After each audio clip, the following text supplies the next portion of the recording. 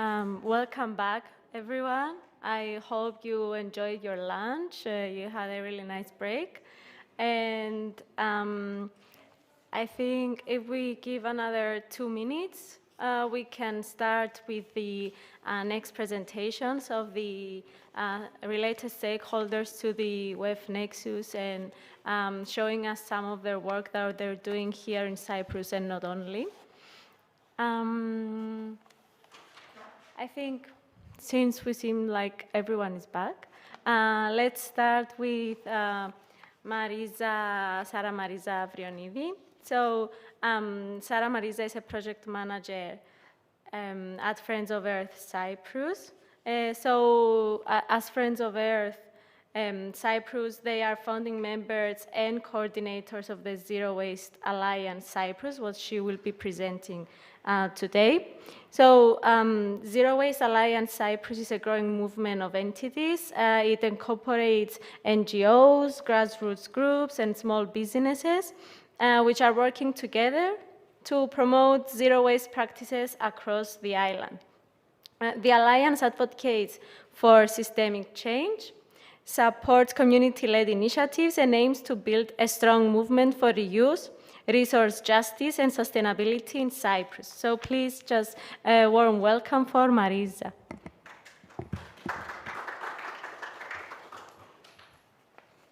You said my first slide, so thank you. Δεν ξέρω πότε δεν είναι κάτι να ξέρεις. Αλλάξα λίγο. It's okay.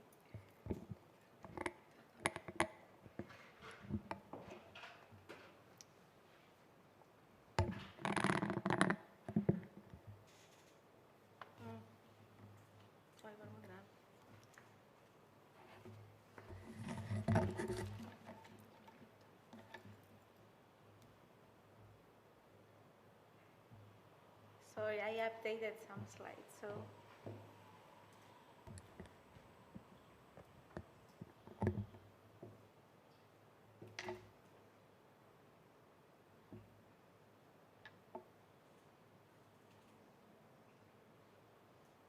Είναι δύσκολο, δεν πειράζει. Δύσκολο. Α, εντάξει, δεν πειράζει, δεν πειράζει. Ναι.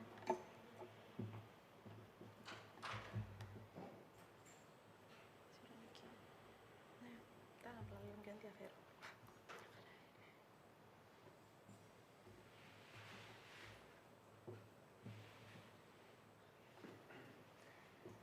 So hello from me. My name is Marisa. I'm a project manager at Friends of the Earth Cyprus, and as Aphrodite well introduced me, as Friends of the Earth Cyprus, Friends of the Earth Cyprus is an NGO. It's based in Cyprus. Oh, sorry. We are based in Cyprus, but we have a European network, Friends of the Earth Europe, and an international network, Friends of the Earth International. And from that, the thing that I changed was basically in the first slide, because the title was From an Idea to a Movement, because that's two very different things. And how we started at Friends of the Earth Cyprus. We were really happy. We were doing energy-related activities, energy justice, social justice, biodiversity activities, and all of that. But then we realized that our zero waste work is a very main issue, and waste management in Cyprus especially is a huge problem, so we need to focus a lot on waste management and towards zero waste. So we were part of Zero Waste Europe network. It's a global network of, I don't remember, 40 countries, 40-something countries. And after being part of this network, there was the idea of starting our own alliances in our countries. So countries with the biggest waste issues should have a way to bring together NGOs, communities, and everyone interested in the Zero Waste campaign to start an alliance. And that's how in 2020, sorry, I'm not going away of the microphone, we started an informal coalition of the first 4 organizations, that is Friends of the Earth, the Ecological Movement Cyprus, Zero Food Waste Cyprus, and Let's Make Cyprus Green. These were 4 organizations that, in their core, they are working towards zero waste, and they had similar values with us. And I will mention later what are these values. And we started with the first strategy meeting, just a meeting to say what will be our vision and our mission, which is the basic things that when someone wants to start even a service, a company, or whatever, they should set this up. So we decided after 3 intense days to say that our vision is a zero waste Cyprus. And then we wrote some nice words. And we decided that we will work towards that. Our mission was similar to Zero Waste Europe because, as I said, we are part of the network Zero Waste Europe. We want a better, cleaner, waste-free environment. And in this presentation, I want to not to focus a lot on the actual thematic of what we are doing, but focus a lot on how this idea became a movement, and there was a need, and we created a movement. And from that movement, what are the lessons that we learned after almost 5 years that we've been working together with these other organizations? I forgot to mention before that the other organizations are initiatives, and Let's Make Cyprus Green is an NGO, registered NGO, and AGNO is the first small business that was only last month on board in our alliance. So what we do, and these things are changing, it's mostly, we have some core things that we do, but then it's a bit dynamic on the expertise of the people that are involved every time. Making our voice louder, what I mentioned before, we are such a small island, there is many of us doing the same thing.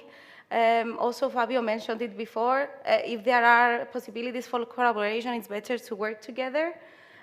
What we do is consultation with municipalities. I wrote meetings on parentheses because sometimes when we say consultations, it's taken as a service, but as a movement, we're not paid for these services. So depending on the grants that we have at each point, which is usually European grants from Zero Waste Europe, we do consult municipalities on how to start their zero waste journey, and actually not zero waste because municipalities in Cyprus are very far from that.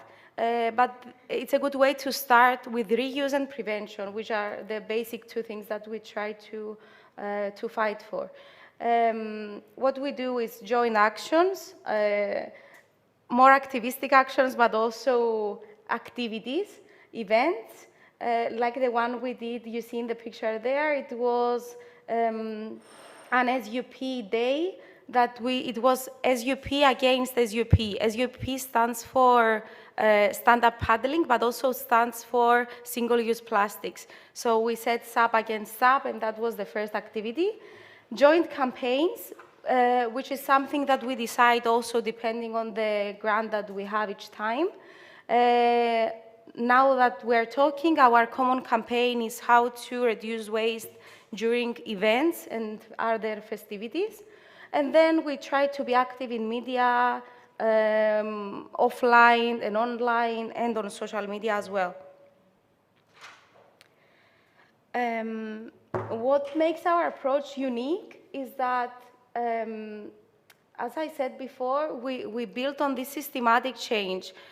We don't want to have very structured goals and work only on that. We want to be open, we want to be flexible, we want to change according to what the society needs.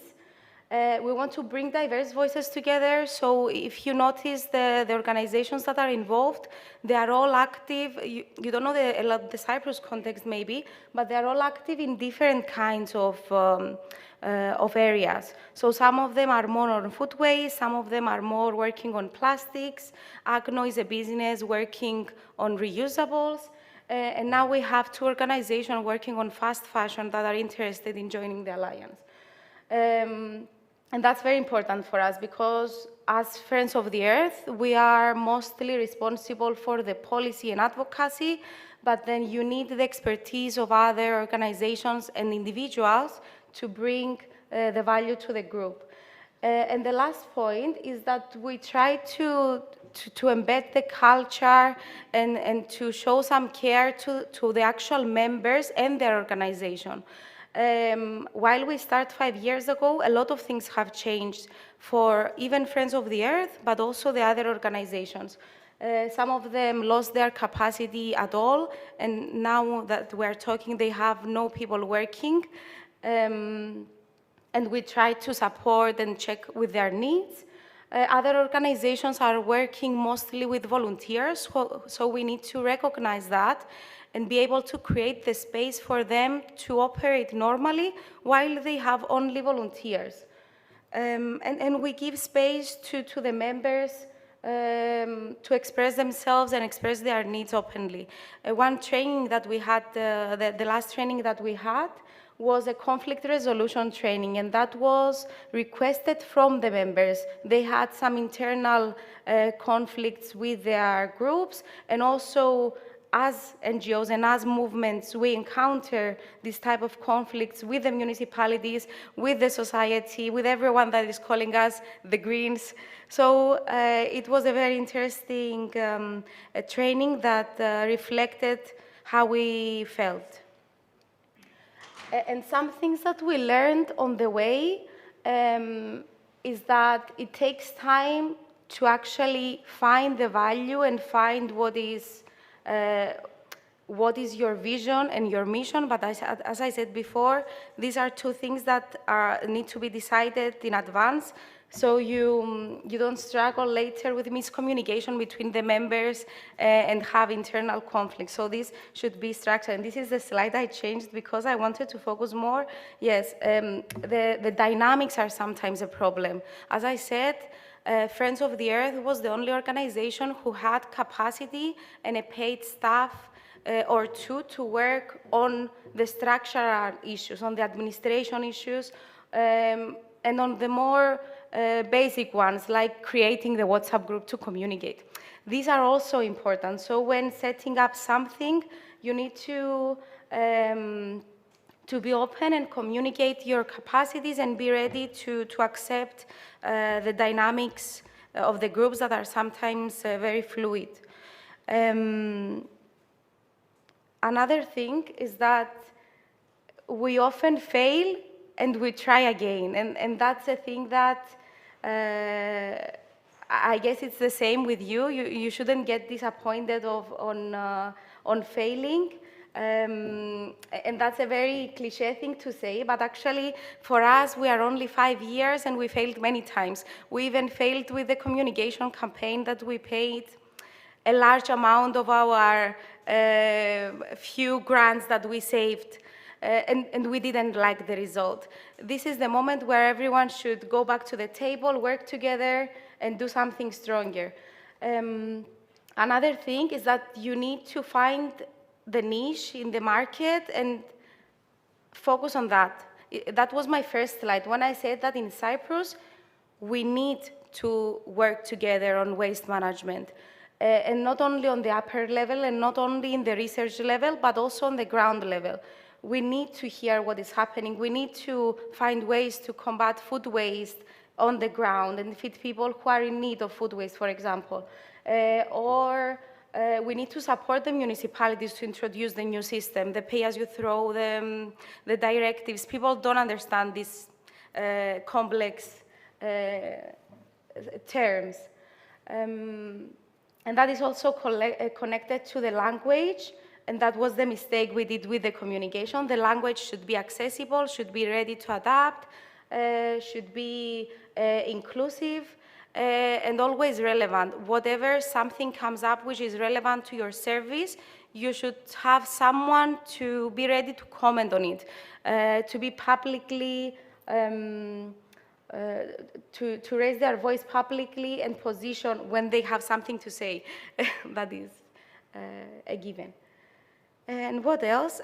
The last thing that I wanted to say here is that don't rush. For us, especially for a group of volunteers, it's very difficult to find time among the 100 million things that everyone is doing in their lives. When we're talking about a movement in such a big word, we need to take it slowly, we need to take decisions collectively, and we need to be patient to be recognized. So I remember that in 2021, I've been calling people to say, hey, we are Zero Waste Alliance Cyprus. We wanted to come to your show and present for 10 minutes, and they were just shutting the phone. And now they call us to get advices. So you need to build that. You need to build your audience and to have your positions. And we have the... that is a big thing that is happening next month, which is an outcome of collective work of the Alliance and specific people that were coordinating the Alliance, and they were very passionate to do that. We have the Zero Trace Festival. It will be the first attempt of Limassol to run a street festival in a more friendly to the environment way, to the resources, not to the environment. Taking care of all the streams that could happen. We'll have market, second-hand market. We'll have workshops for audience to understand what is zero waste and how can they start a zero waste life, and discussions on the same matters in a bit upper level with members of the parliament and research groups of the Cyprus University of Technology. So yes, this is happening on the 22nd. You can find us on social media and you can attend and see what will happen. I think that's it. Yes, I'm not sure how it's related to the Living Lab, but I'm convinced that this is the way that movements and groups of people should work. So if you take one thing out of this presentation, let it be that you need to have faith, you need to find the niche, and you need to be passionate about what you're doing. So yeah, thank you.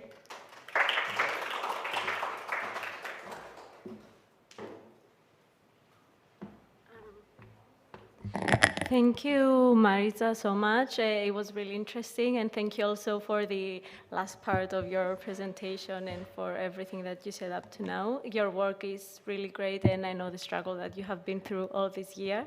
So yes, this was really interesting. Does anyone have any questions for Marisa? Yes.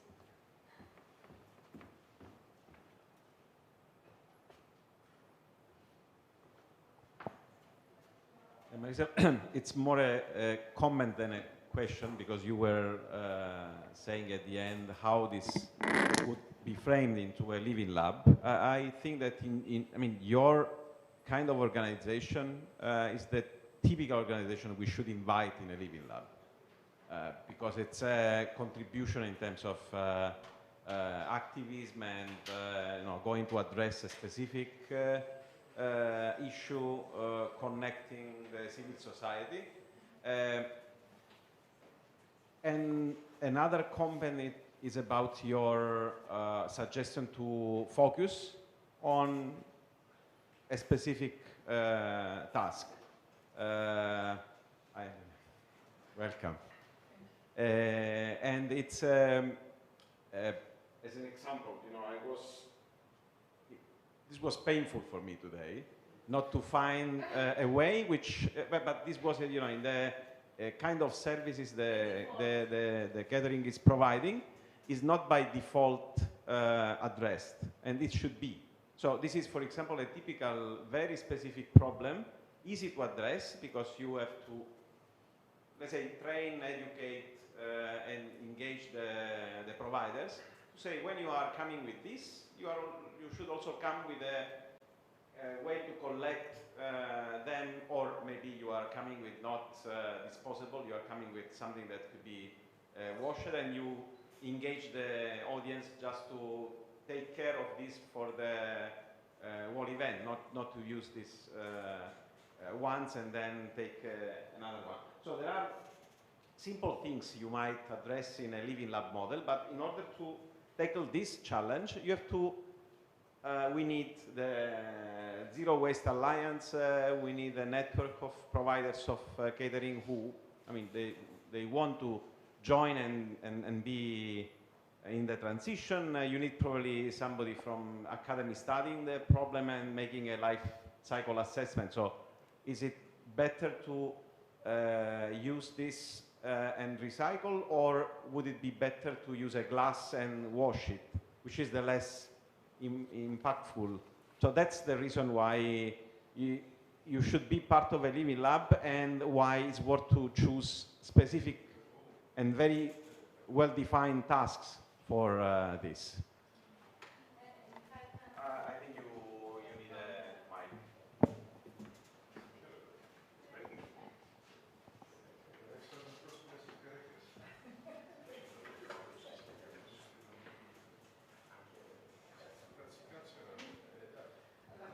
Yes, exactly. Just a small comment on what you described with the service providers, etc.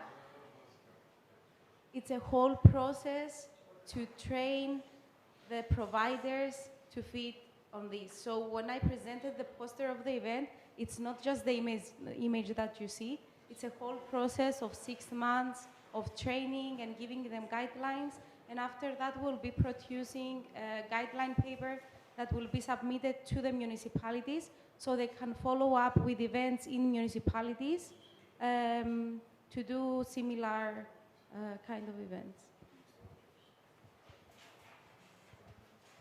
Thank you so much for that. Yeah, I wanted to know if you thought of integrating it in schools, because at Strathmore University we are trying to look at how we can green the campus, actually coming from UNESCO. We're trying to see how we can make our campuses like zero emission campus. In this case, we have something called challenge-based learning, where we tell students to come up with solutions that can solve problems, like even this one, like how can we solve that problem using our ideas, and then it's more of hackathon, and then they win a prize. Yeah, because this is a very great initiative that campuses can adopt.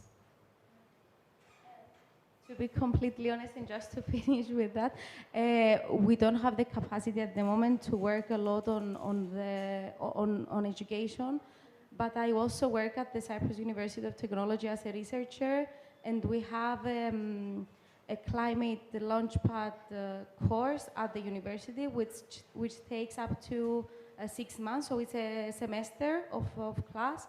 And what students need to come up is with solutions on specific problems that they face in the campus. So maybe with my other hat, we could do better work in the university level.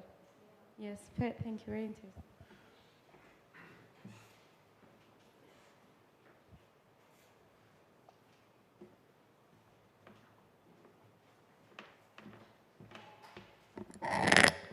Thank you, Marisa, for all the answers as well.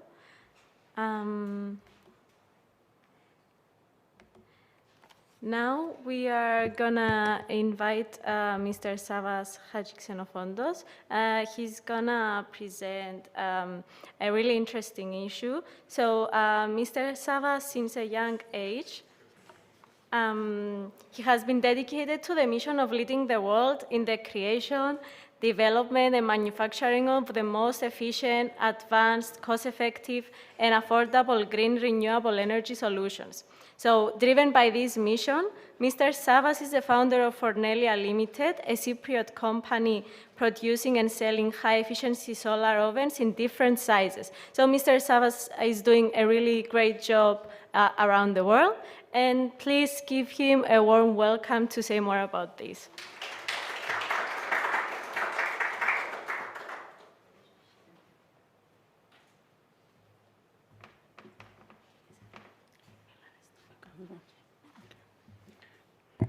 So, hello everyone. Thank you very much for the invitation. And today we will discuss some solutions for also zero waste in energy, because we are losing in my opinion, too much energy for doing our jobs every day, every moment. So Fornelia produce high efficiency, affordable, parabolic trough solar ovens. As you can see there, this is a setup. It's not a real picture. By using 4 solar ovens there, we can reduce too many pieces of wood that are needed to make everyday's cooking in many, many countries. Just to say that 3 billion people, it's a huge number. It's 37% of the world's population. They are using solid fuels for their cooking needs. And for us, this is a huge problem, producing deaths and pollution. Here, as you can see, oil, gas, charcoal, wood, wind, hydropower, wave energy, photovoltaics, and sun solar thermal systems, they are all coming to us through solar energy. Because the oil, the gas, the charcoal, they are produced out of photosynthesis, taking millions of times, millions of years, and with efficiency much less than 1%. But we take it for granted, and we use it in everyday lives. Nothing happens, and with very low efficiencies. As you can see, the solar thermal energy has the highest overall efficiency, because if we want to calculate the overall efficiency, we have to take in account also the solar energy that was needed to produce the oil, the gas, the charcoal, the trees, everything. As I said, according to the National Geographic, 3 billion people worldwide use solid fuels for cooking that have negative consequences to climate change. And this comes from gathering and burning solid fuels, from the high emissions of CO2. With a simple calculation, I can explain it if you want later, over 2.7 million tons of CO2 per meal, not per year, not per week, per meal, and that 2 times a day. Other toxic gases that kill 4 million people every year, according to the WHO. Even the greatest wars are not killing so much people or disease. Deforestation through collecting wood. If you take a look at Borneo's map, for example, a few years ago, and compare it to today's, you will see a very big difference from the deforestation. And not only Borneo, ID, and many other countries. Waste of valuable time by women and children because they have to go out and collect wood. Imagine how much time they can spend with their friends, with their family, with educators, if they have this spare time. And the current energy crisis also concerns us all. Pollution is not an illusion.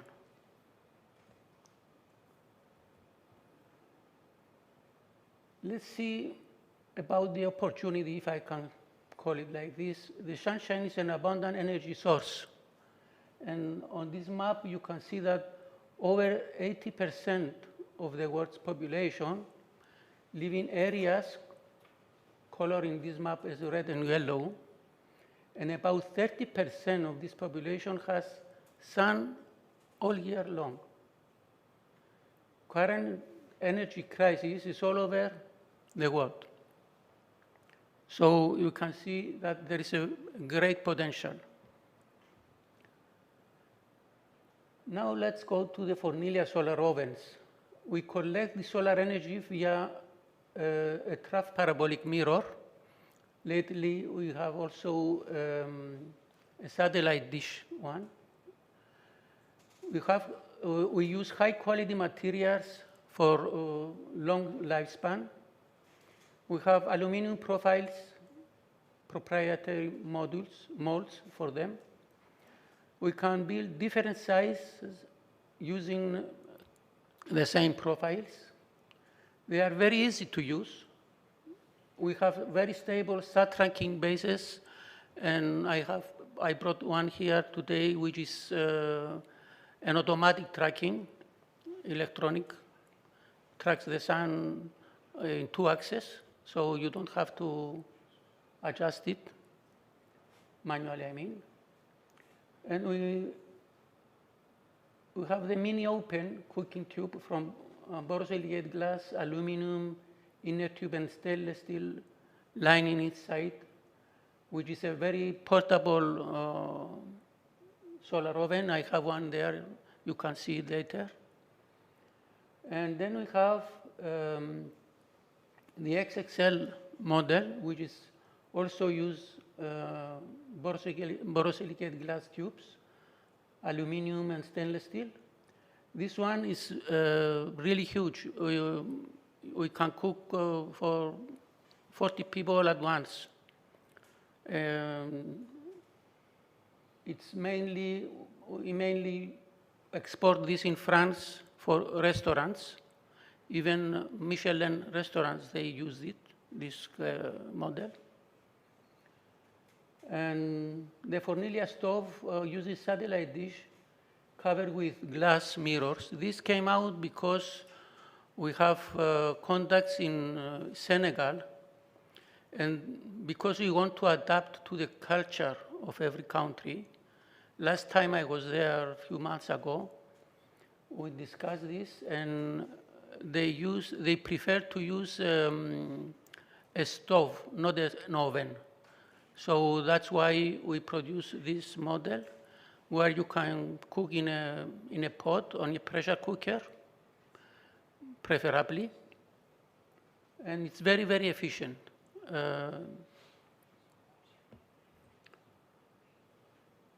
Just to see the history of the product, back to 2011, we have built a solar oven using hot air, which was recirculating in a closed loop, heated up at about 400 degrees. But this model was very expensive to produce, and we abandoned it for the moment. Maybe we can see in the future. And then we come out with a tube for the first version of the Forniglia Mini. And as you can see there, on TRL 5.6, we can cook even in snow with 0 degrees outside temperature. There we cooked meat and bread. And we come to today with these 3 models, as you can see, which are available, with very significant improvements in efficiency, reliability, and cost. We are ready for mass production of the 3 main models, working also on new models using oil and sand for thermal transfer and storage. We believe that sand is one very, very cost-effective media for storing thermal energy. And for the transfer of this thermal energy, we are using special oil. We already did the proof of concept, and it's working perfectly. And okay, for the moment, we sold more than 500 pieces in Cyprus, France, Greece, and in other countries. We are also registered as a vendor with United Nations. There, our problem is our capacity of production. We have very low capacity because we don't have the funds. And also for nearly XXL model, for, as I said, for restaurants in France, there is a link there where you can see the usage of this solar oven in Marseille. There you can see different pictures of our solar ovens. For the potential customers, of course, the householders, they can use it in their garden, in their balcony. They can take it with them at the beach, at the picnic sites, wherever they want to go. Camping site owners also to give to their clients the possibility to cook using solar energy. Beach lovers, of course. Off-grid residences, picnic sites that I had before. Boat owners, this is also a very good potential client. Restaurant owners, hotels, because they can create events, green cooking events, if I can call them, because many tourists are very interested for that, to see that the sun is not just to browning, I don't know how to right word. Yes. And of course, ceremonies and events. We recently participated in an event, Afro Banana Festival, where we cooked meat, vegetables, using all the 3 models we have.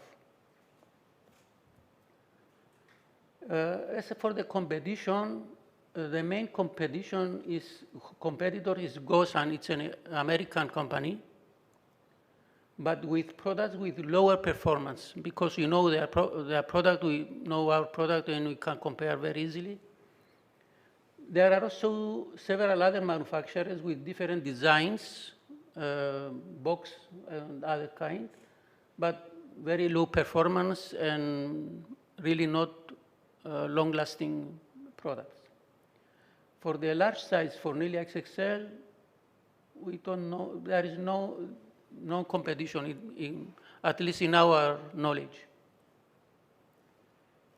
There you can see it's not very clear, but there are different kind of solar ovens in some events. And for nearly Mini, it's the big one in the front. Let's look at SWOT analysis. So the strengths of our product. First of all, we have a very elegant design, low weight, is portable, rigid and stable over time, easy sun tracking, 2-axis. It's very safe to use, no fire risk. That's why we say that you can use it in picnic places without the risk of fire. It's clean cooking, no emissions. Of course, 0 running cost, high cooking volume, and mostly repairable and replaceable parts, because we produce from scratch all our ovens. We have everything to repair if by accident something breaks out. The carbon footprint for the small one, the Fornilia Mini, is only 84 kilograms per unit. It's very low. And for the XXL, 420 kilograms. And of course, it's made locally in Cyprus. Of course, that may be a weakness also, purchasing small quantities and deliveries, it's very challenging. Mostly the companies that supporting us with raw materials, they demand high volumes, and it's really impossible for us to have these big volumes. So the currently small production capacity, and of course the branding and visibility of our products. As for the opportunities, the climate change, everybody talks about the climate change. Sun energy is everywhere, it's free. Green movements worldwide. Rising demand for clean cooking. It's a new product, so it has a high market potential. And as for the threats, it's very easy to copy of the design. But we say if they can copy it and they can produce in lower price, they are welcome to do. Low cost of other less reliable designs, because as I said before, there are many manufacturers who produce low cost and low reliable solar ovens. The market is not yet ready, and this is also an opportunity and a threat. And of course, not enough funding opportunities to increase our capacity of production.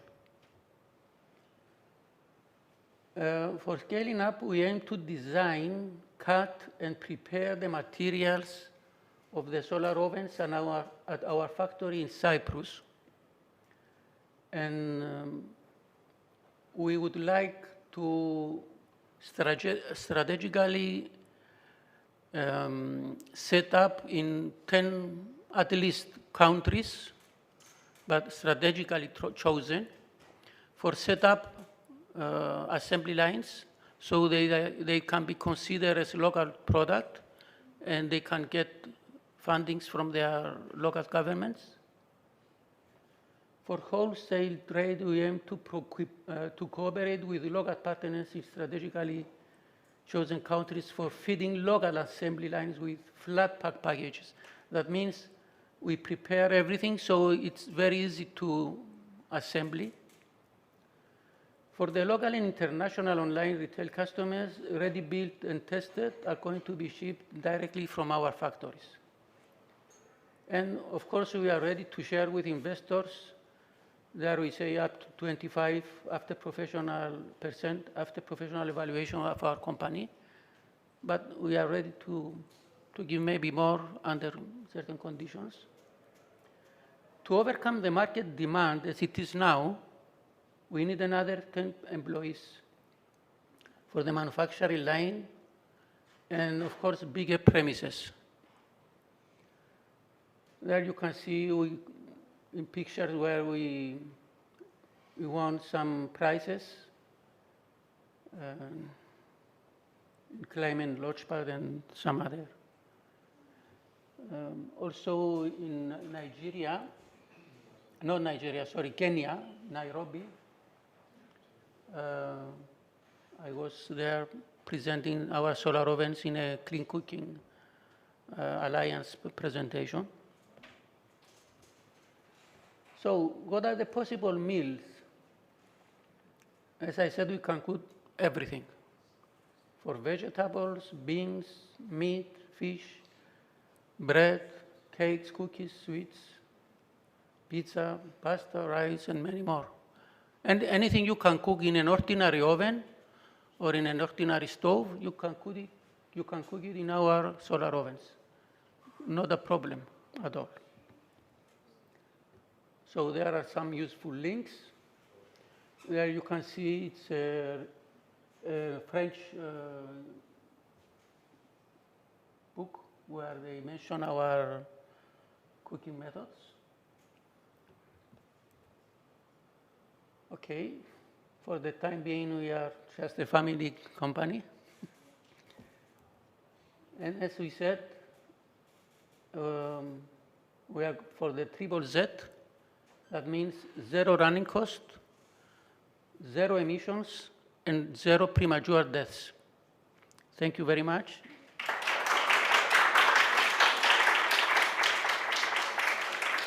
If you have any questions, you are welcome.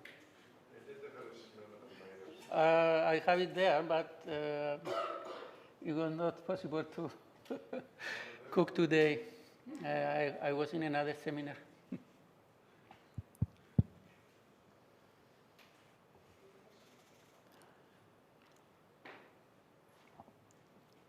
Yeah, thanks for that presentation, quite innovative and insightful. Yeah, it's really like a mixed feeling that solar is quite, like for example, in Africa, where we have this issue, it's quite abundant, but yet the market, as you said, is still not well developed. And I'm still struggling as well because most of the plants that I've seen, government plants, solar is also like, solar cooking is like almost not existing in those plants. There's mostly about clean cook stoves, LPGs. Why is it so from your experience? Why is it so that solar is not really like, because is it because it's expensive? Because you didn't even tell us how much it costs, per unit. I don't know if that might be the factor, but I believe it's something that, could be easily designated, but from a perspective, why is the market not yet developed? Yes, you are right. The cost is very, we say it's affordable, but for the most needed, if I can say, it's not affordable. That's why we are thinking to set up assembly lines locally, so the labor cost will be less. And with big numbers, we can reduce the cost. Of course, without subsidies, I believe it's not possible to reach the poor countries. They need it most. So, I remember it was in 1917, I think, in Nairobi, they said that all the countries, they have to spend 4 billion for subsidies for clean cooking. And since then, I don't know, in my knowledge, I didn't see anything. Every year, for many years to go. So yes, you are right, the cost, but we don't want to make something cheap with the real meaning of the word cheap. I mean, as I said before, there are many other suppliers with very cheap products, but they are very cheap. I mean, maybe you can use it once, twice, 5 times, and then it's not working. You throw it away, or something very important I didn't say is that the time to cook is the same and sometimes better than the time you use to cook from an ordinary oven. So this is very important also. And we cannot achieve that with low-cost materials and low-cost production. Unfortunately, this is true. And so how much is the cost of this, for example? The cost? How much? This one, we sell it in Cyprus, 500 euros, including the VAT. But I can tell you that in France, where is our biggest market, they sell it 900 euros, and they sell much more than we sell in Cyprus.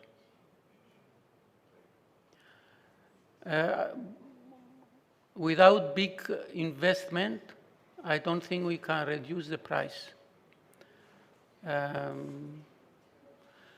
If you want, I can open it to see more details about the solar oven. Let me show you.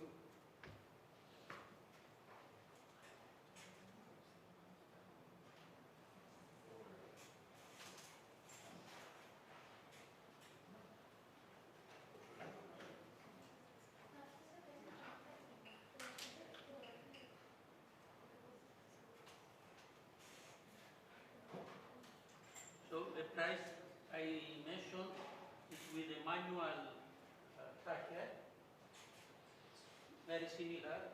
Okay. This one has motors inside this, and it can cut the sun automatically. So to mount it, it's very easy. Just put it there, open it, and we put the food in this. And then there are two. Directly here, you can put this is stainless steel. Everything is stainless steel. And so there the temperature rises if we leave it open without nothing inside up to 240 degrees. This is a limit by design because we have silicone rubber parts and we don't want them to melt. And as I said, there are two. And also you have bases, so when you take it out, you put it on the table, and it's stable. And you can sell directly from there. You don't have to put it in another pot. Do you also rent it, or is it just for buying? Excuse me? Do you also rent, or is it just For buying? the moment, not renting. Difficult. We So thought for about the this. Afro banana, it was not renting? No, just for mass. A demonstration. A demonstration. Okay, Yes. nice.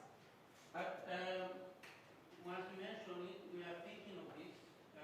Once we start video production, to rent some, and if they are satisfying, they can keep it with the rent as a payment. Because, for example, at the square that we are having the festival now, we are not allowed to have fire and charcoal and anything. So I think it's a very good idea for them to use and for the municipalities to rent for open spaces. Yes. Okay. Also, just to show you, there is also a locking mechanism so that small children they cannot open and get that. But I have to mention something very interesting. During the cooking, you can touch the cylinder outside. You can put your hand here, nothing happens. You don't get that. Even though inside the temperature is maybe 200. It's very important to mention because sometimes they say, okay, you go to the house, you put for all our models, the model to the stove, the parabolic dish, there the temperature rises much higher, but it's safe because it's only in the cover. And as usually on the cover, it's the pot. So it's also safe, no possibility to put fire. Do you need to have it in a specific orientation? Yes, that's why we have the tracker. But with a manual tracker, if I can say, you need every 20 minutes approximately to readjust a little bit. But by experience, we have clients, they put it, for example, in the morning with an orientation around 11 o'clock, where the sun is supposed to be. And when they come back from their job at 2 o'clock, the food is ready without any adjustment and not bad because the sun was moved. And just, this is a thermos. It's like scheduling. Yeah, you schedule. Yes, yes, yes. But now we are preparing an application with a new solar tracker. The solar tracker is, we put this sensor, if I can call it, here. And there are 4 photo transistors. They capture the location of the sun and they make the adjustment. So with that, you can, it's not ready yet. We are preparing an application on your telephone. So you can see, get informed about the temperature, if you want to move it or just keep it warm and all that kind of things. And we can testify that the food is delicious. Because we tried it. Yes. Is your company a listed company? Is it listed in any stocks?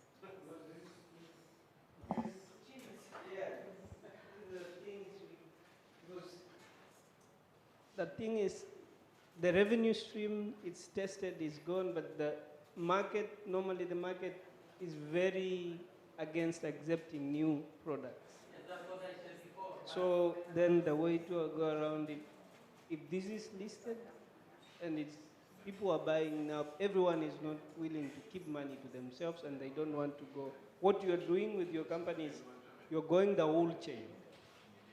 So a lot of money is lying with people who have the money, but they don't want to go through this. But they don't know it. Yes, I have to say we didn't make a very big marketing research due to the fact that we cannot produce. We cannot even supply to our customers in France. We have really paid to supply them. So if we don't find a real investor who believes in this idea, put money and produce high quantities, big quantities, we are not looking for other. Unfortunately, this is true. We cannot. So it's worse, in my opinion, to have clients and then you cannot supply them. Understand what I mean? Yeah. So, if you have any questions. Again, more than a question, is a comment. It's the reason why we invited you in this dialogue, because for Nelia, for us, I mean, in our experience, and especially with Cyprus as the place where we were looking for these innovations, is the typical innovation in the X-curve, which is in a fantastic niche, but it's our model of understanding innovation. So it's something that we have been working upon with my colleagues in the project. And we have to act to let this innovation raise up and move along the curve. And there are many reasons why this is not emerging. And you, Tumaini, were mentioning one of these, is that there is an issue in terms of finance, but there is it's like a deadlock, because you have not finance to scale the production, but if you don't scale the production, you cannot serve customers, and this is locked there. So a living lab is the right environment where you say, okay, guys, this is a fantastic innovation, you are a genius, but we have to put together the stakeholders, the actors that are relevant for letting you scale in a geographic setting, because we cannot say let's scale globally, because this will mean that we have to think about the way the French people are cooking, or they are cooking in Kenya or in Senegal, but probably we have to find, and I think that the African context, I've been stressing a lot in this dialogue that cooking is an easy issue, but nobody is solving it. 4 million people are dying every year, and it's there.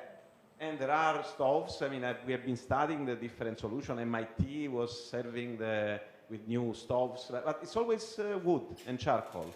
In this way, you don't need anything. You just put the oven there, and the sun is doing the job, and it's cultural.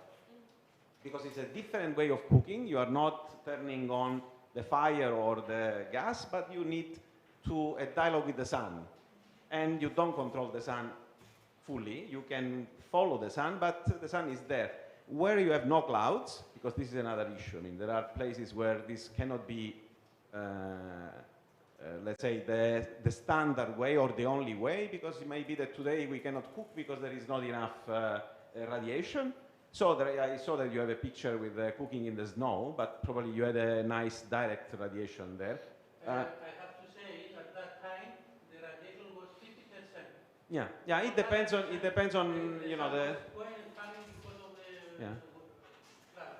Depends upon the system. We had only about 15 minutes delay from the normal.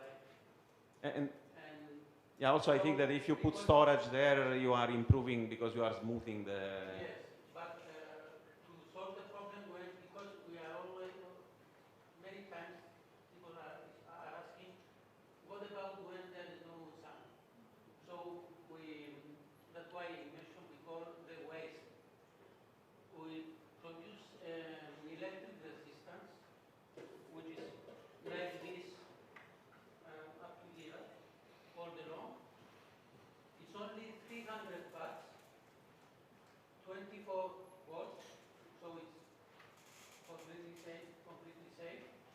can work with batteries. You can charge with the photovoltaics, a small photovoltaic panel. When you are cooking with your solar oven, because you don't need it otherwise. And also, you can charge it in your grid, on the grid. But imagine that 300 baht, it's equivalent to 3,000 baht of the kitchen you have in your house. That means if you can cook the meal with 10% of the power you are consuming at house, all the other is waste. That's why I mentioned we have to consider electricity as a waste also, and a huge waste.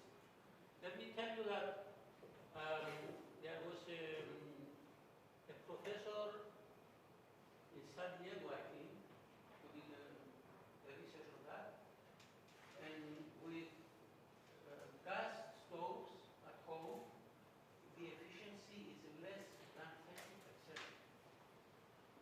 With electricity, it's around 32.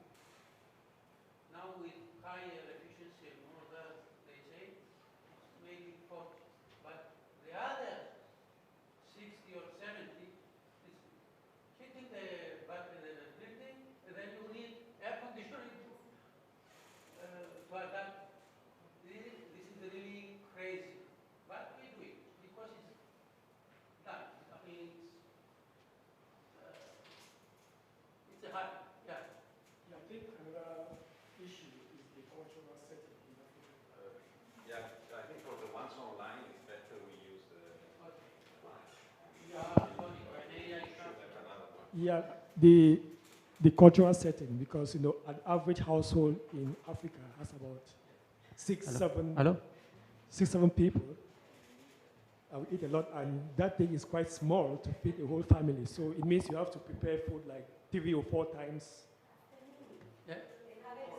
Well, this is for approximately 8 persons. But as I said before, we have bigger one for up to 40. So if you have big families or big communities, they can cook for themselves in a community. But for example, as I show on the first page, 4 of this solar oven or pipe, you can cook for 200 people. So it's not a problem for that. Okay, then I think what I propose, because for all human beings, and this is what I've been telling, you know, whenever I go, in every place I go, you know, what actually drives people, if you are saving money, you are saving time. So if you can prove to people that if they use this, they are saving money on their normal, you know, cooking appliances, then why will I not invest in this 500 and then I save big money? So I think that's something that you have to look at your business model, how you go about it. Either, I don't know how you, maybe some demo or testing or giving people, I don't know, to try, because people want to see before they and believe, before they put their money. We are already testing this more than 10 years now. It's reliable, it's 100%. No, I mean not testing, but people to try and then see the benefit before they can now, like for example, for me, in a normal household, you know, I want to see, okay, if I use that thing, I will save X amount of money by trying and doing it, not just hearing. And that's what in many households in Africa, that's why we always go with the demonstration to actually show the benefit. So if you don't go in that model, it will be quite difficult to scale because people will not see the benefit. They want the benefit before they invest in it. Basically, to go out and do marketing, I think. Yeah, as I mentioned before, what can I do with the marketing if I cannot produce? That's the main question, is the chicken and the egg, although they found the question, the egg. Yes. Let's take one more question so that we can, because we are running behind schedule. So Okay, Diana. okay. This is just to add on what Anderson said. We actually did the same thing for the solar powered electric pressure cooker where we connect, we just like do connection to the grid and see how much you can cook using probably a local mill, how much you can use, and equivalent kilowatt hour of that energy. So I think actually it's really important because we saw the uptake was really good when we told people you can really cook this local meal with a very, small amount of money rather than just going to collect firewood or rather than using any other alternative. So that's really important for sure. Yes, as I said, we already done this. I was in Senegal a few months ago, and we are setting up a company there, but the bureaucracy is everywhere, takes time. Only bureaucracy? Many things. Hopefully, when we start the production there, the cost will go low. The people will they will use it and get confident. Before I mentioned the possibility of doing events, for example, in hotels. Imagine all the tourists, they go there and they see that event, they get confidence that, okay, it's really, we can cook with that, you see? Or if we put these solar ovens in picnic sites where people is going, or in camping sites. So slowly and slowly, people will get to know what is it, how we can really gain for this technology, and hopefully we'll be ready to produce. So, you can make sugar. of course, we can make, just to say, a customer from Italy asked us if we can replace the tube with a subla, and we did that. We even offered him a model where you can easily remove the tube and put the subla. And it's working very good. You can do the subla in an hour and 20 minutes, which average the same as in an ordinary charcoal grill. Yeah. The only problem with the subla is that you have to have the sun continuously. With this, you don't need the sun continuously. Once you reach the temperature inside, this is a thermos, it stocks the, and even if it goes for 20 minutes, it doesn't matter. The cooking is going on. So, thank you very much. Thank you, Mr.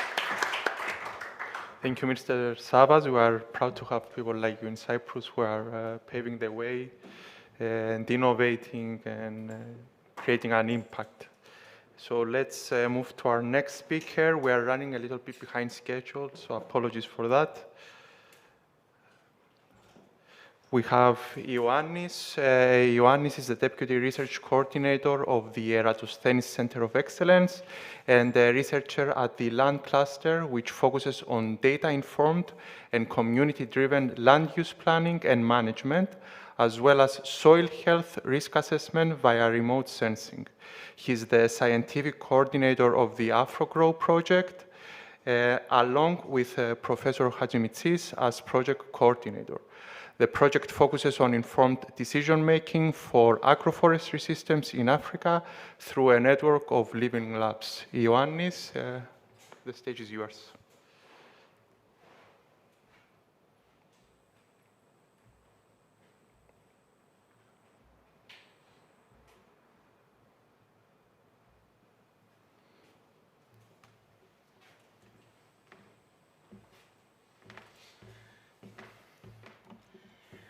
So, thank you very much, and very happy to be here with colleagues that we share the same passion for co-creation and the participatory approach.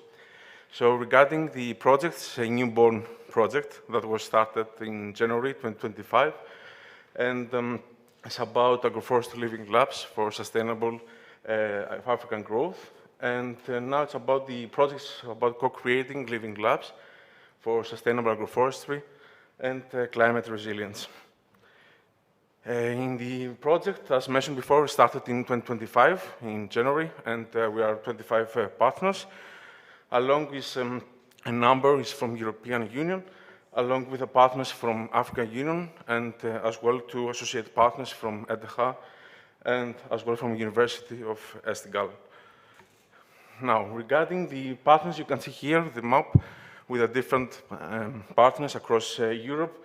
You can see that they are mostly from African Union, that we try to have all the stakeholders and all the quadruple helix to being involved across the living labs that we have established, while our partners from European Union have more about supporting the establishment, as well as this participatory approach and collaboration between the European Union and African Union. Now, regarding the living labs, as well from the One Planet, we have adopted the terminology and from the European Network of Living Labs that's about the living labs to have a more in a real-life environment, about co-creation and sharing the same principles about the living labs, meaning to be sustainable, to be resilient, to be inclusive. That's very as well important, to be sure that we provide access to all the stakeholders, to all the local communities, to give us their challenges, to provide us with feedback about their needs in their daily life, and as well having the part about One Health approach and to also being data-driven. Regarding the living labs, the point is to establish the agroforestry living labs that will strengthen and provide all the knowledge capacity and to be placed as real-life environments for innovation in the African Union, and to support the achievement of the different objectives of the Sustainable Development Goals, included, as you can see, a number of them. So it's about the soil water filtering, about nutrient cycling, carbon sequestration, food provision, and as well to have the ethnopharmacology concept as well, the climate regulation, and of course the flood regulation and wildfire preservation.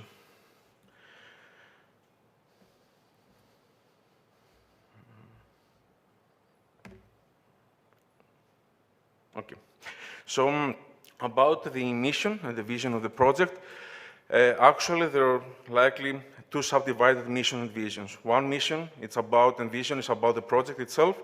So it's about achieving the socioeconomic development and having the integration of responsible and data-driven agroforestry systems across the African Union. And the second one has to do with the mission vision by the living labs themselves as to be established, to be autonomous, to be self-sustainable, to be inclusive, and share all the same similar approaches and the similar principles of the living labs that have been established.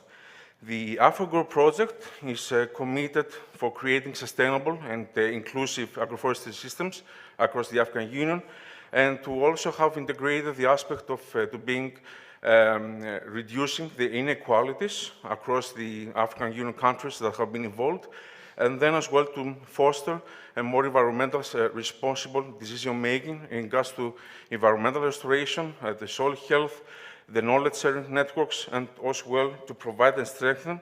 One important aspect is to strengthen the African Union, the European Union partnership in regards to the food and nutrition security and sustainable agriculture. I will not go too much on details about the, sorry.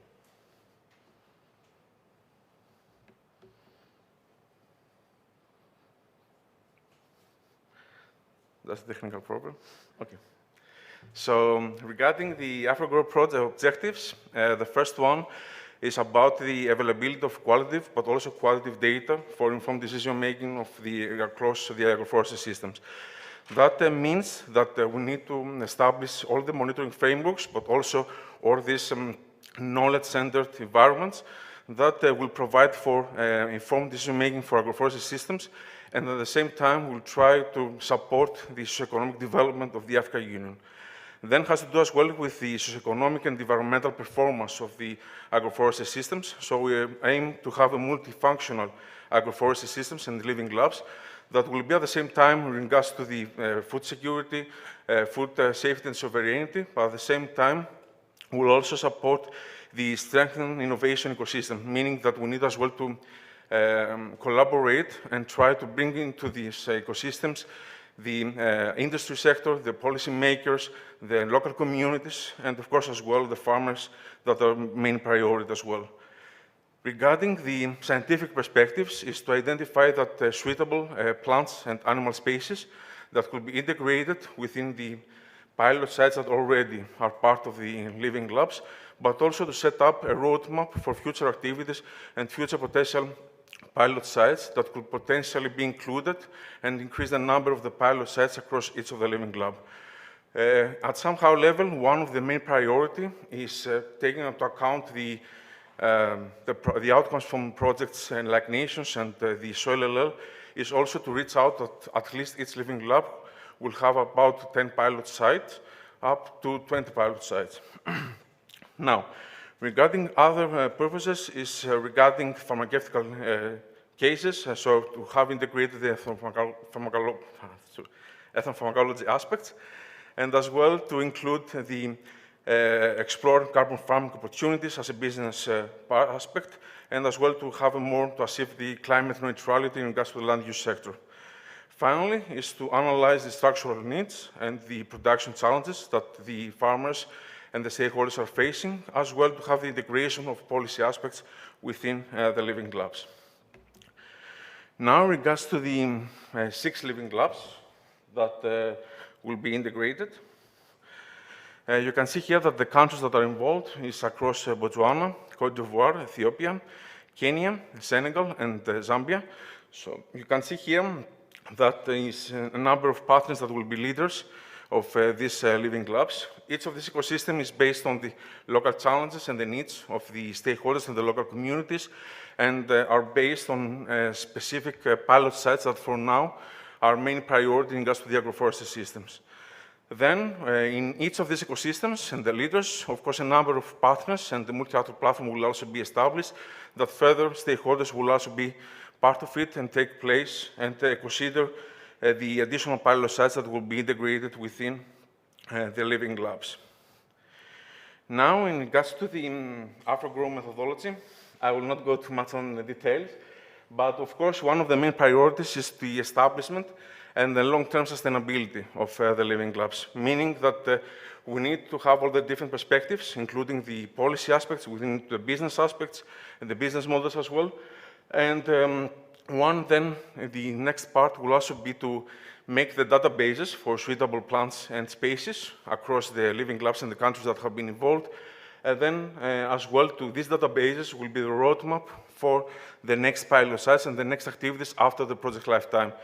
So while the project is about 4 years lifetime, of course, in our case, the most important aspect is that after the project lifetime, after we have finished with the projects, and let's say we end up our work, is just the start of these 6 living labs, meaning that we need to have them as well. One of the main important aspects is that they will also become members of the European network of living labs. Then is also about one of the more important aspects is the monitoring framework that will be established. So during the project, we will also have started the pilot activities, meaning with suitable plants and species, the selected management practices that will be decided from the stakeholders. And then will also be about the establishment of this monitoring framework that will be on 6 parts. So we'll have about the soil health, the water resources management, the microclimate, one health concept, the socioeconomic development, and then was also a matter of the ethnopharmacology and the animals' space health. Then it's about what was decided strategically from the AfroGrow project was not to develop new platforms or tools, but rather to try to capitalize on previous projects. So one project of them was about the Regreening Africa. So we have also included the aspect of the crowdsourcing data, meaning that we have a mobile application that also works offline, that will also give the capacity to the stakeholders to collect data across the agroforestry systems. Then it's about the social innovation. That's also an important aspect for the AfroGrow project. So the first one, and we will also reach out as much as possible across the African Union, was to establish the Pan-African Agroforestry Hub that will have 2 aspects. One will be about the policy making, so it will also be part of the policy labs that will be conducted across the African Union countries. Then will also be the community labs, meaning that we will try as well to reach out the local communities, but also at national level, to give us their feedback in regards to the priorities and the needs and the challenges that these communities face. Then we also have the e-learning platform that we already as well capitalize the already existing e-learning platform from Gabi Academy. And finally, we have as well the carbon farming business that we'll try to build on existing European level business models and try to adapt them to the African Union. One other important aspect that we'll try as well to establish across the African Union Living Labs will be to map the agroforestry applications that are across the European Union and try to see which of them could also make sense to being adapted and to be customized in order to also be used to African Union countries, but also to see what are the practices that will also make sense to transfer this knowledge, not only from European Union to African Union, but also from African Union to European Union as well.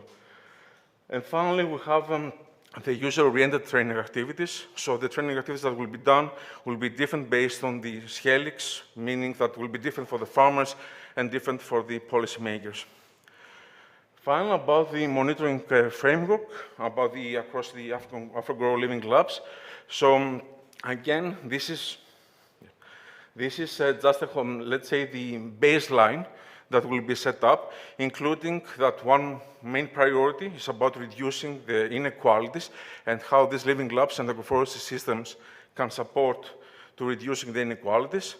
Then it's about disease risk assessment, about soil health, macronutrient availability, soil health and carbon sequestration, plant and crop responses, animal health and food security from agroecology, arthropod pests and pollinators, and of course, the socioeconomic development. Finally, it's about one other important aspect is how these living labs can be integrated into the African Union policy making, meaning how we can make these living labs part of the policy decision making, meaning that how this could also be used from the local governments about reaching out to the local communities, how to co-create together about the next day policies. About the multi-actor platform, multi-actor approach that have been used, we have adopted the quadruple helix instead of the quadruple, meaning that we have as well a fifth element in our case, that in this one will be the agroforestry systems in the environment. So meaning that how we can bring together the non-governmental organizations, the businesses, the local communities, and the researchers, but having a common point that will be the environment, the socioeconomic development, and the agroforestry systems. And of course, will also be a matter of having not only between the living labs collaboration, but also between African Union, the European Union projects as well. So one important final aspect for us is the synergies. So as mentioned before, is something important is to build on already existing projects and outcomes rather than building on something from scratch. So we will be very happy to collaborate as well with the One Planet. And we also have the Nemesis project that is on soil health living labs that we are collaborating with the Cyprus Institute already, and a number of other projects as well. And this is from our kickoff meeting in Kenya. I think it was very close, the two events. Thank you very much.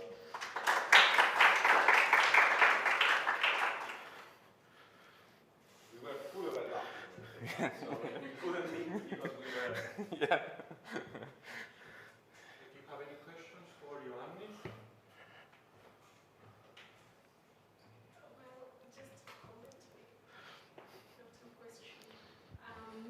As a person who's really interested in data and because of the issues surrounding data, especially in Africa, I would like to know, probably because the project is very young at this point, I'd like to just know how the crowdsourcing platform goes, because in Kenya we have tried to do a bit of those And in most cases, we find data is very exaggerated, or sometimes because of vested interest, someone under-reports so that you can get something. So that I would like to see how that unfolds.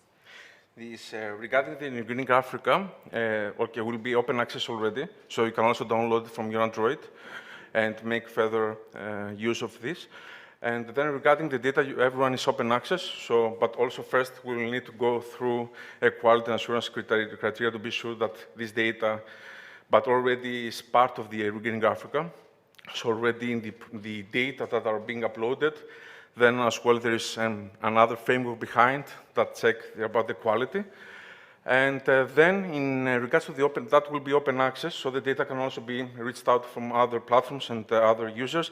Just the management will be only from the Living Labs and the International World Agroforestry Center that will be responsible for the application. Yes. Yeah. This, actually, already the application covers the entire African Union. So you can, just for now, for the project, will be a matter of these 6 countries that we have. But in any case, can also be used from other countries as well, across the African Union. Thank you. Yes.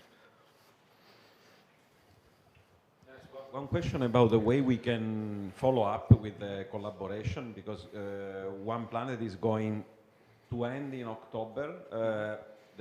There is a discussion about the possibility of having a short extension. But our aim is to design and possibly to open the Living Lab before the end of the project. So this will be an asset available, and it will be it will be great if we could connect with your development, so that this Living Lab could be affiliated and get the advantage of what you will be doing, because you will proceed further. So it would be a way also to, let's say, somehow pool the development. Gladys was mentioning the access to, let's say, crowdsourcing, so and access to data. This would be essential for the, let's say, the data side of this Living Lab. So we should find a way. And actually, thank you very much. I was actually thinking as well that we can see what are the already outcomes from One Planet, and let's say maybe there are some about monitoring framework, and how this could also be integrated as already existing tools into the Living Labs, or maybe as well to be about potential upscaling, maybe to other countries that you would be as well interested as well. I think we will have the opportunity in the Living Lab to capitalize the knowledge hub, which has been created with training materials, a lot of tools, the gaming tools for, let's say, approaching system modeling of the Nexus. So there are many things that if we plug them into something that is a longer brief, let's say, we can save and further develop without any additional effort. Of course, so that's, let's say, request for collaboration, and also an offer to, you know, of course. That will be great as well for us. And follow up. Yes, actually that will also be great for us as well, because as mentioned, it's better to try to build on something already tested, validated, and worked already, rather than building from the scratch. So it will be as well excellent idea to try to integrate new, already existing tools, rather than trying to bring something totally new. And we have in mind to affiliate this Living Lab to Enol as well. So the training we will host tomorrow is with the Enol people, because we think that choosing a standard in the Living Lab development is important, because at least, you know, you are respecting and taking a number of rules. And actually, it's at the 6 Living Labs now. All the partners are also attending the European Network of Living Labs Virtual Learning Lab. So they will also go through the same process of being integrated and added as a member. So, and it will be great as well. And also what we have, at least what we have discussed with other projects, we also try to do how we try to have this exchange between the already identified stakeholders. And that will also be one aspect maybe as well. Thank you very much.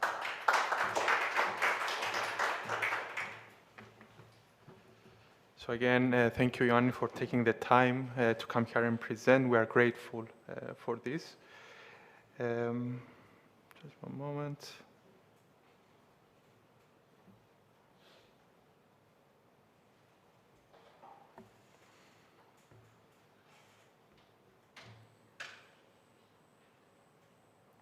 Okay, so our next speaker, we are very honored to have Ms. Theodosiou, the Commissioner for the Environment and Animal Welfare here with us today. Just a short intro. Ms. Theodosiou holds a master's degree in architecture with a specialization in ecological buildings and restoration of architectural heritage monuments from the RWTH Aachen University in Germany. She attended a master's program in environmental engineering at the Technical University in Germany. I won't pronounce the name. But yes, that one. And restoration of historical structures and monuments at Frederick University in Cyprus. She has also attended the one-year School of Tourist Guides of the Cyprus Tourism Organization. For 5 years, she was director of the Agamas Sustainable Development Management Plan at the Department of Environment.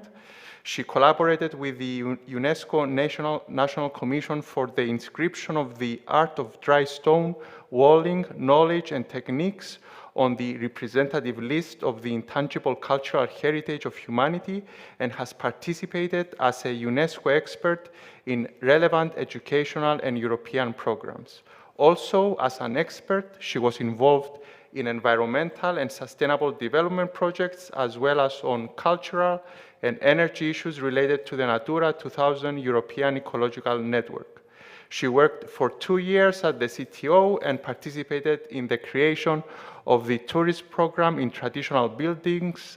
She's also Vice President of the International Scientific Society for Dry Stone Interdisciplinary Study, Vice President of the International Council on Monuments and Sites in Cyprus, and Scientific Representative of ICOMOS Cyprus to the International Scientific Committee on Earth and Architectural Heritage. She is also a member to national and international associations and councils for environment and culture. She has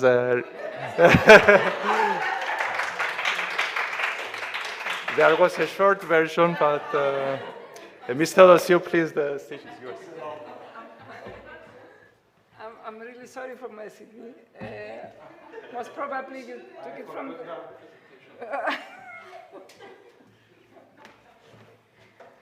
Most probably it has been sent by my office. Yeah, there was the long and the short. Yeah. So next time I'm going to send 2 sentences.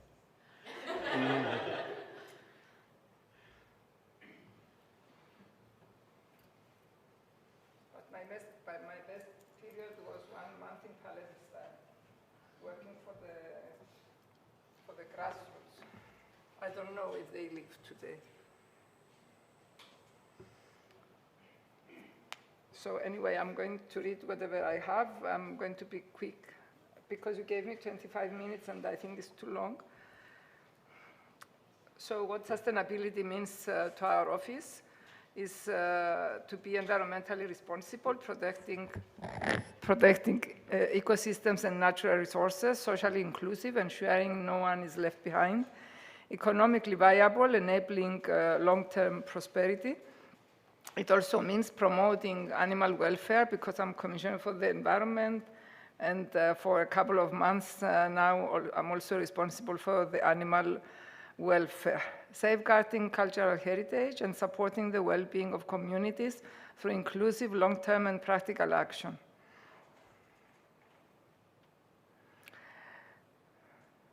Just a moment.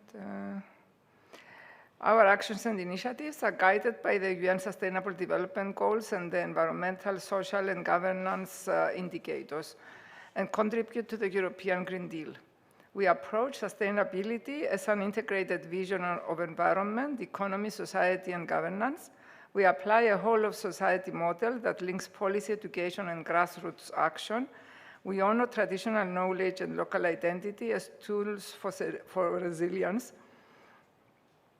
We bring together key SDG actors in Cyprus, the Directorate General Growth at the Ministry of Finance, CSR Cyprus, Corporate Social Responsibility, and the Sustainable Development Solutions Network, of which part is also the Cyprus people from the Cyprus Institute.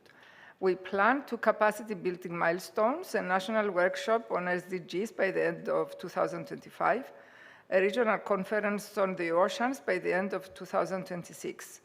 We are actively involved in 2 national competitions, Sustainable Development Awards, 17 Goals Actions for One Future, and Corporate Sustainability and Responsibility Good Practice Awards, but these are applicable only in Cyprus.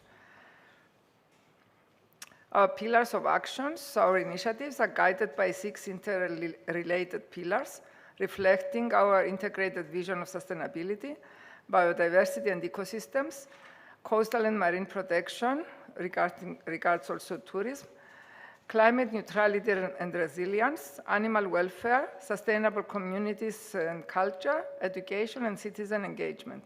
These pillars help us align local action with global priorities for the people, the planet, and for prosperity, ensuring that every initiative contributes to long-term systemic change.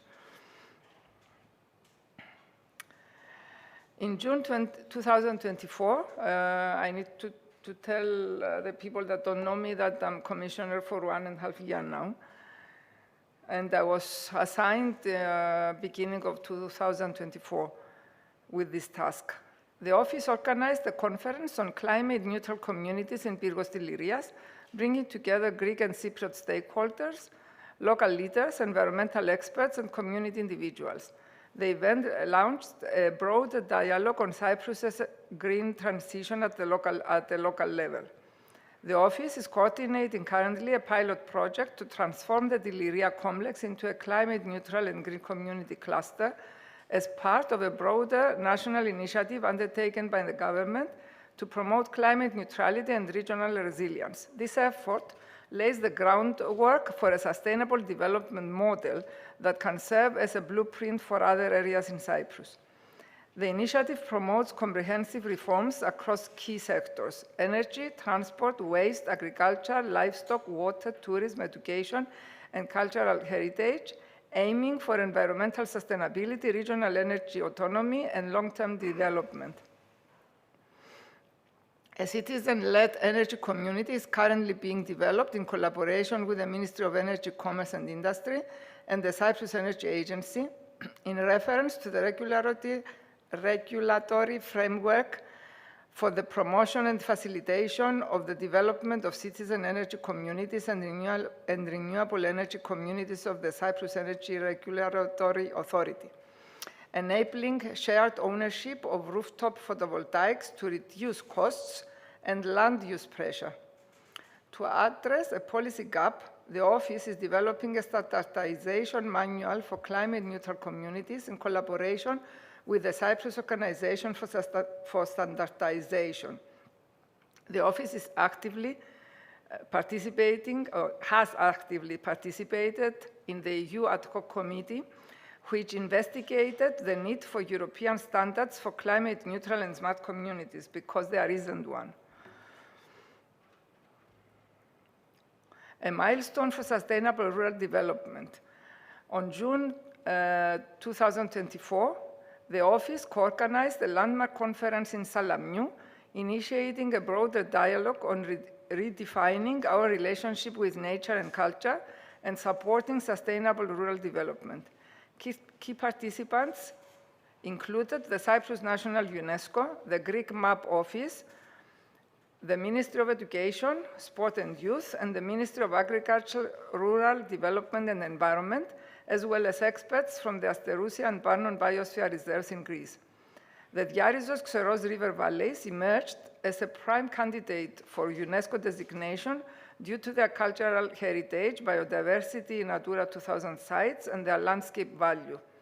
The Salamiou Environmental Education Center plays a central role in the initiative, serving as a hub for environmental education and community engagement, and it is to be developed as an information center for the UNESCO Biosphere Reserve of the Valleys, meant to be, of course.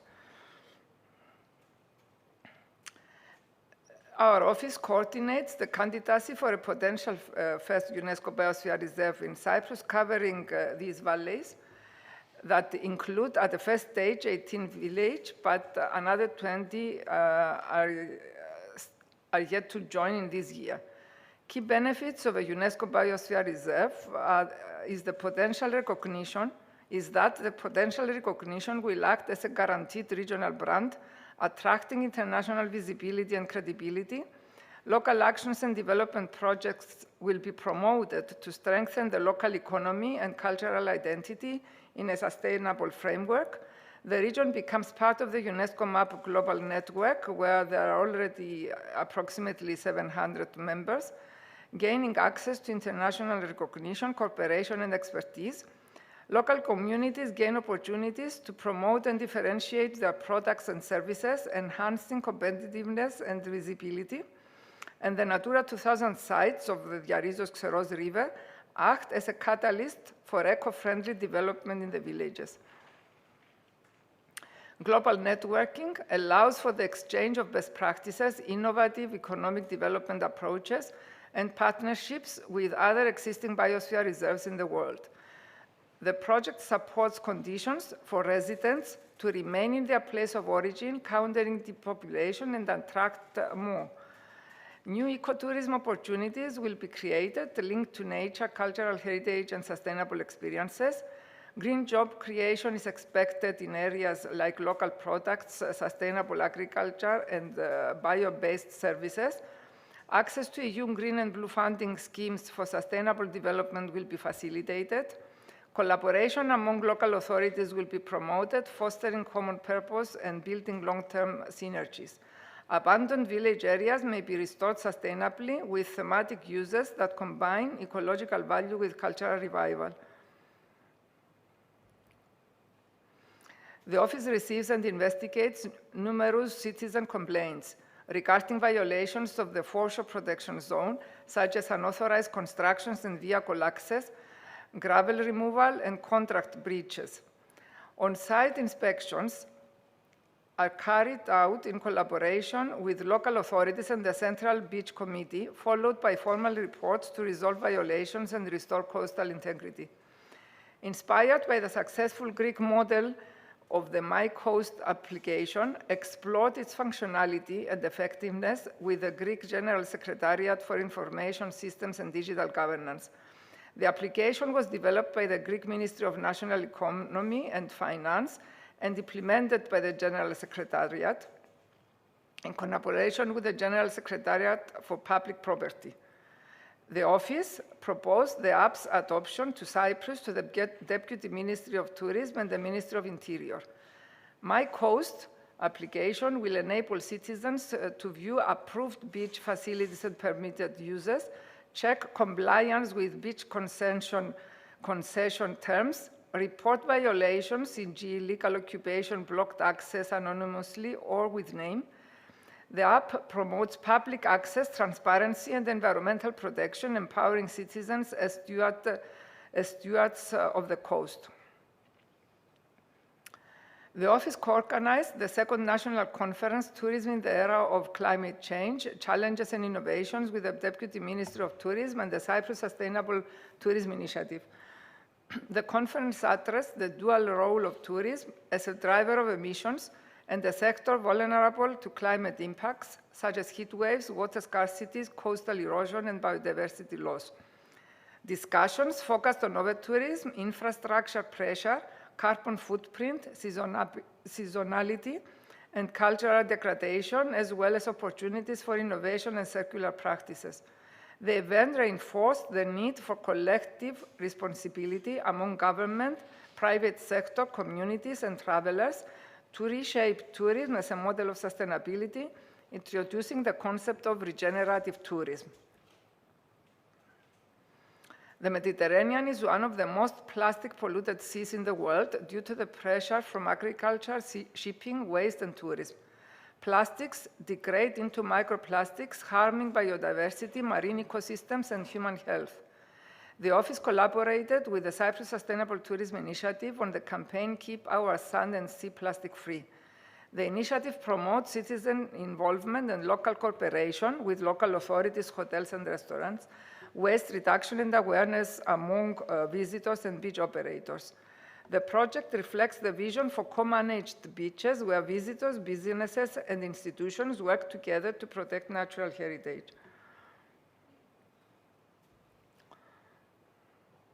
My favorite topic. Dry stone walling is a traditional building method using stones without mortar, forming walls that are structurally stable, permeable, and long-lasting. Recognized by UNESCO as part of the intangible cultural heritage of humanity, it is part of Cyprus's rural identity. Beyond heritage, dry stone structures are nature-based solutions contributing to soil management and water management, combating erosion, enhancement of biodiversity, sustainable agriculture and livestock management. These qualities make it a living tradition that supports climate resilience, ecological restoration, and rural sustainability. The office is continuously undertaking initiatives to promote and preserve the Cyprus dry stone heritage through education, partnerships, and public engagement. Dry stone walls are restored or built in the presidential orchard. It couldn't be missed.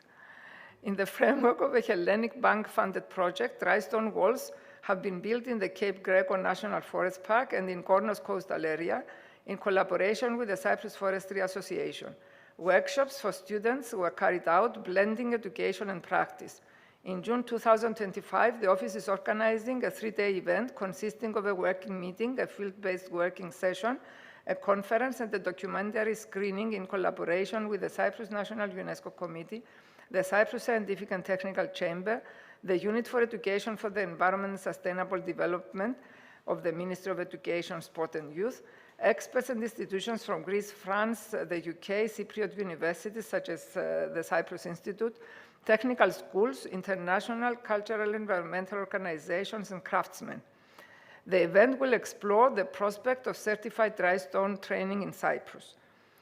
At the October 2025 International Dry Stone Congress and Workshop on SPS in Austria, the Commissioner will officially receive the baton to host the next International Dry Stone Conference in Cyprus for 2027, continuing international dialogue on dry stone sustainability.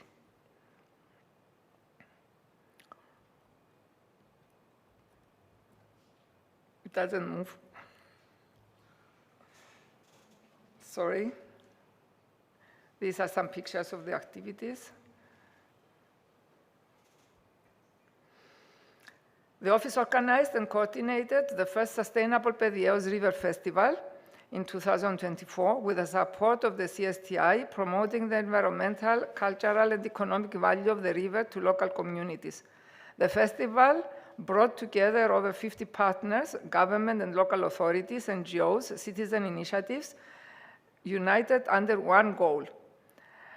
It hosted 80+ actions and events along the river to help the public discover and reconnect with the Pediaeos River, including photographic competition, outdoor workshops, guided walks, art and culture events, tree planting, cleaning campaigns, educational activities, and nature-based experiences. The festival was paperless and plastic-free. We brought with us bottles, and we had coolers with us, and was implemented with a modest budget and high community ownership. Refill water station coolers have been permanently installed along key river points in Nicosia, Strovolos, Lakatamia, and Berorinis. Water bottles with the festival logo were distributed aiming to reduce plastic waste. The festival served as a launchpad for long-term synergies and community action, creating a shared identity that combines nature, culture, sustainability, and solidarity. The office aimed to position the Pediaeos River as a model for sustainable management of river ecosystems across Cyprus.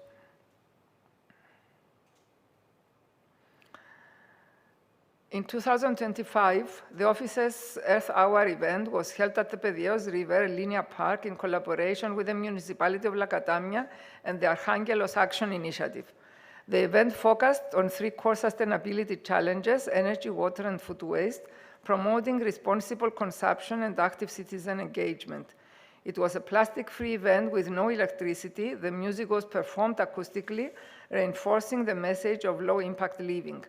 Activities included tree planting and an open-air gathering, all designed to connect people with nature and with each other. A symbolic lights-off hour reminded participants that sustainability starts with us and that meaningful change depends on informed collective action.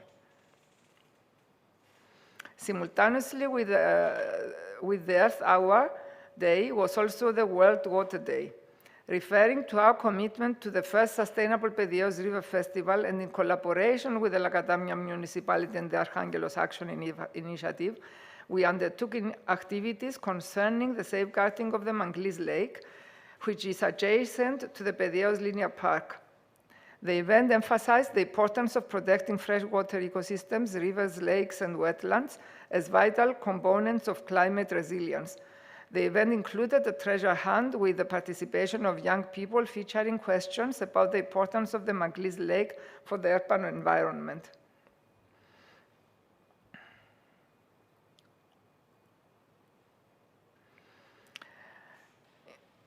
The office promotes animal welfare as part of sustainable and ethical community development. Key actions include promotion of the creation of regional temporary stray premises, one in each district, legislative advocacy and proposals for improving the legal framework on animal welfare, promotion of sterilization, responsible ownership, dog tagging and adoption, cooperation with the animal police and the fire service, the veterinary services and the game fund, emphasizing prevention, education, and better enforcement of the law. Organization of events at shelters run by animal welfare organizations, proposal of a public veterinary care system, if we manage to come to this, to ensure universal access to basic animal health services, especially for stray animals, proposal to launch research on stray animal populations as a basis for long-term evidence-based planning. The office actively fosters a culture of sustainability through organizing and participating in workshops, seminars, conferences, and university lectures on environment, sustainability, and responsible governance, supporting and co-hosting tree planting actions, cleanup campaigns, and hands-on community events, taking part in forums and policy dialogues on national and EU sustainability priorities, partnering with local authorities, environmental and cultural NGOs, schools, and active citizens to turn shared values into real impact, promoting public awareness, youth engagement, and lifelong environmental education as essential tools for change. We are building bridges between people, nature, and policy, and working together and working toward a greener, more inclusive present and future. That's it. Thank you.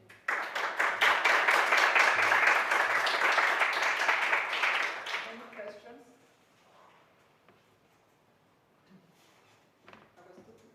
No, again, it's not a question, it's a comment, because we are trying to connect the different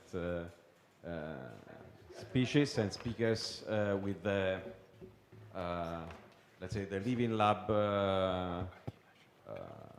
the strategy of setting up this Living Lab in Nairobi. And I think that, I mean, you would be the ideal institution to be part of a Living Lab, because it's in the framework of a Living Lab. The policy making component is relevant, but you need some supportive dialogue. So it's not for advocacy, it's for co-creation. And I mean, most of what you were showing could be in a Living Lab program, because it's built with people, citizen-centric, experimental, so it's an ideal partnership, let's say.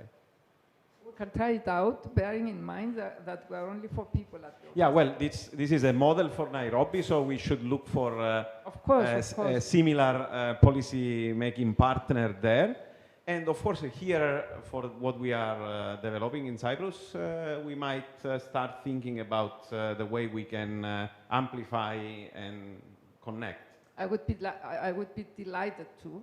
We were invited to Palestine, to Nigeria, and to Cuba to do living labs, 2 in each country.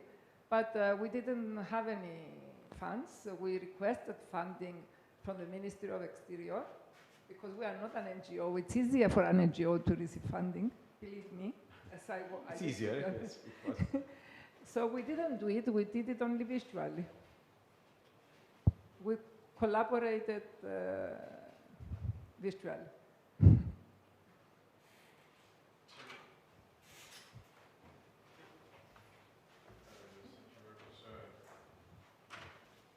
Tell us a little bit more about the energy community project in Gadabirgos, because it's, we have something in mind. Well, myself and the office now, we are fed up of setting up photovoltaic parks in the countryside. And as soon as the Cyprus Regulatory Authority publicized the framework, we took the chance and we are now collaborating. We are almost ready. I think we are going to have the first photovoltaic park on the roofs of the houses in the Deliria complex. And it's going to be a photovoltaic park connecting the houses. So it's not going to be individual ones. And we are going to have also we are going to have batteries to save the energy so that the Deliria complex will be autonomous. It will be simultaneously connected to the grid, but only in cases of real emergency, which we don't think we are going to need it. And, okay. So you're going to have an autonomous village in terms of energy production, and in terms Not of... village, 5 villages, the 5 complex. villages. Okay, so is this the model? So you're going to use batteries for storage?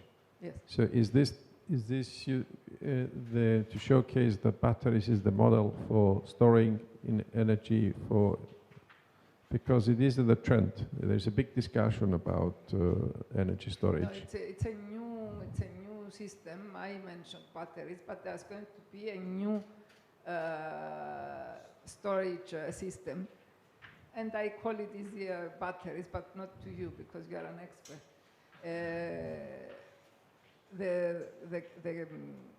The innovative idea of this case is that the people themselves, they become members of a company that will be producing from renewables the energy. We have already estimated that the price of the electricity they are going to be receiving is going to be 1/3 of the current prices. And we are going to create also green jobs because themselves they are going to be running the company. But there is still, with this framework of RAEC, of the SERA, there is a problem with the constitution, with the status of the local authorities. And now we are trying to change this status through the parliament. If we are not going to manage by next year to change this, we are going to create a company that will belong to the community, because there is a problem with the legal status, something that SERA didn't consider. They knew it, but they didn't care. Okay, so it's good because we are developing a different energy storage system for every community. So this is why I'm asking you whether it's batteries. No, it's not batteries. It's something for storing energy. Yes. Okay, we'll be interested to know what it is. Okay. I would be delighted to present it to you, and we can make a meeting with the minister and the Cyprus Energy Agency to present the case. We are going to do this anyway because we want to propagate it so that everybody would do it, not just sit and complain that the photovoltaics are cut off. Since we do have now a regulatory framework, we have to get use of it. Because other villages like Athienu and other village called me and they said, we have done a photovoltaic park and we use the money for community projects. It's okay, but this is not the energy community's system. I was asking, are they grid connected, the villages, or are they detached? Because this is changing, especially as we talk about storage. You might not need storage just because you are trading on the grid in a way that is framed around the energy community. This is the tendency that if you can avoid storage because you trade in and out. This is a pilot experimental project. We have already calculated more energy than they actually need.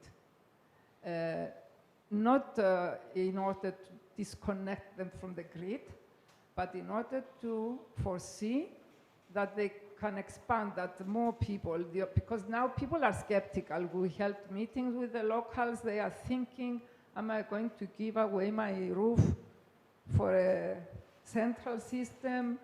But there is already enough interest in place. And I think as soon as we launch it, it's going to multiply. But now, what is happening now? They are connected to the grid, but the grid has problems. We went many times to Pyrgos and the electricity was cut off. We don't want to disconnect them from the grid until we see that it is working. Despite the fact that the current situation is problematic. Did I answer the question?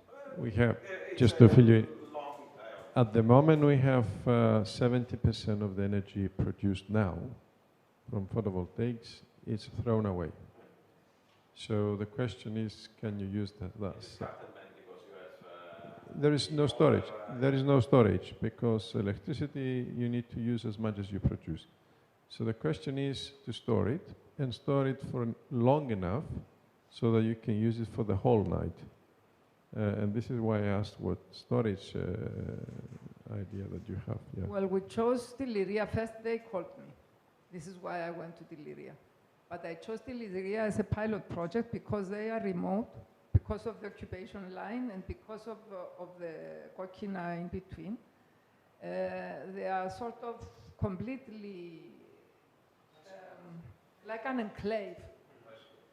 So we thought it would be a good example to exercise this autonomy without complaints from the electricity authority because they already have problems. If this expands, I don't know how it's going to look like for other areas that are not remote. Because on the one hand, we are very late in having this framework, this regulatory framework for energy communities. We are very late. And thus we do have a lot of photovoltaic on the roofs and also the wind power systems. But now we are connecting, let's say, I don't know, with Greece, possibly. But if we sell energy, it's the ones that will be buying the energy is going to be from the low price producers. So we're not going to be selling actually our excess of energy to Greece, for example, or to Israel. Or to Egypt, I don't know. But I'm not the Minister for Energy. I cannot talk about politics. I'm a scientist. You wanted something? No, I will talk to you later about the videos. So this year we are using the time to do our best for the complaints we receive. And next year, people are going to check us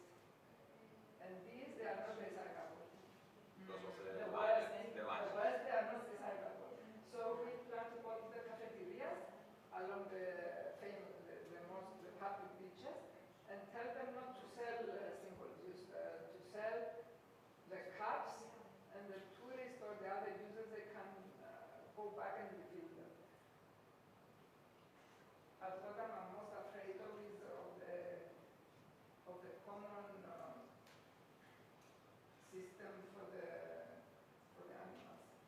There's going to be a lot of objections for the stray animals. I'm planning to do a health system for the stray animals where we all pay for them.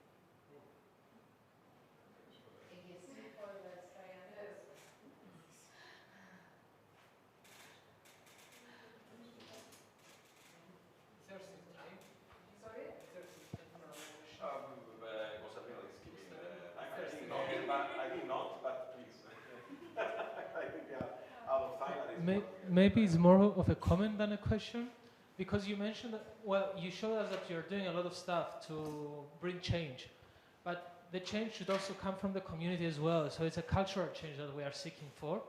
And what Fabio said before is about urban living labs being involved in the process of change so that they can integrate this change of mindset within their communities.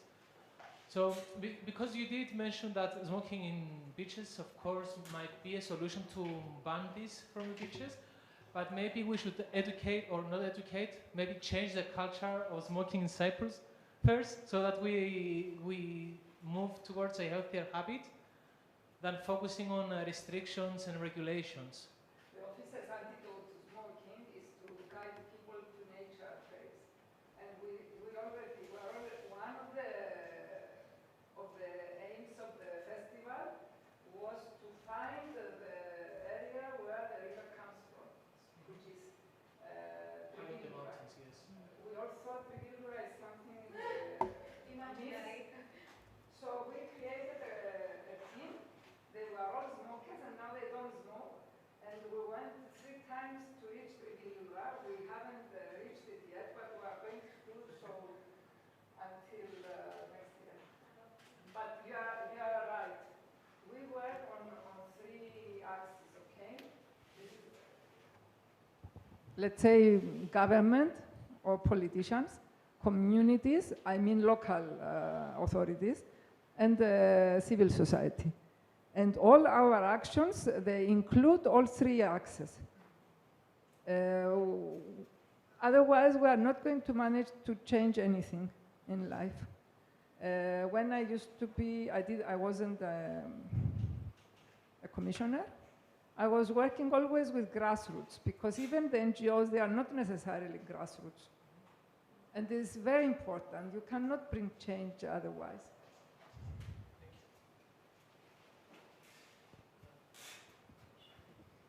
Thank you very much. So I'm not going to do an introduction for Fabio. I think you all know him. I can go through. So, by the way, I found extremely beautiful, fascinating the recycling of flip-flops in Kenya. I went to the factory when I saw them in the hotel.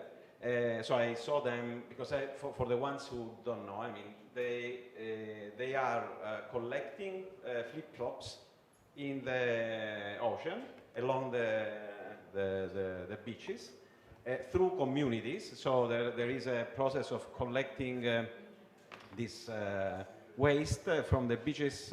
Is done by women. They bring this to Nairobi and they transform it into sculptures, even very big sculptures, and they've been capitalizing the knowledge of making sculptures from wood.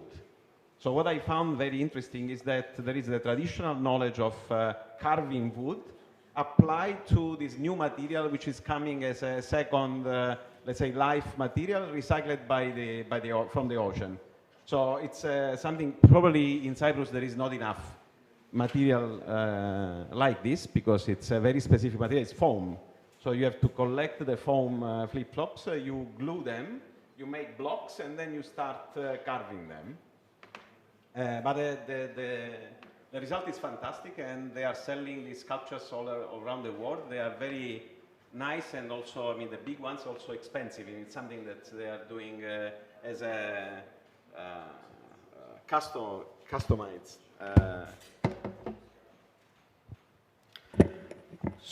So I think it's the last for today. So I hope this will be not too long.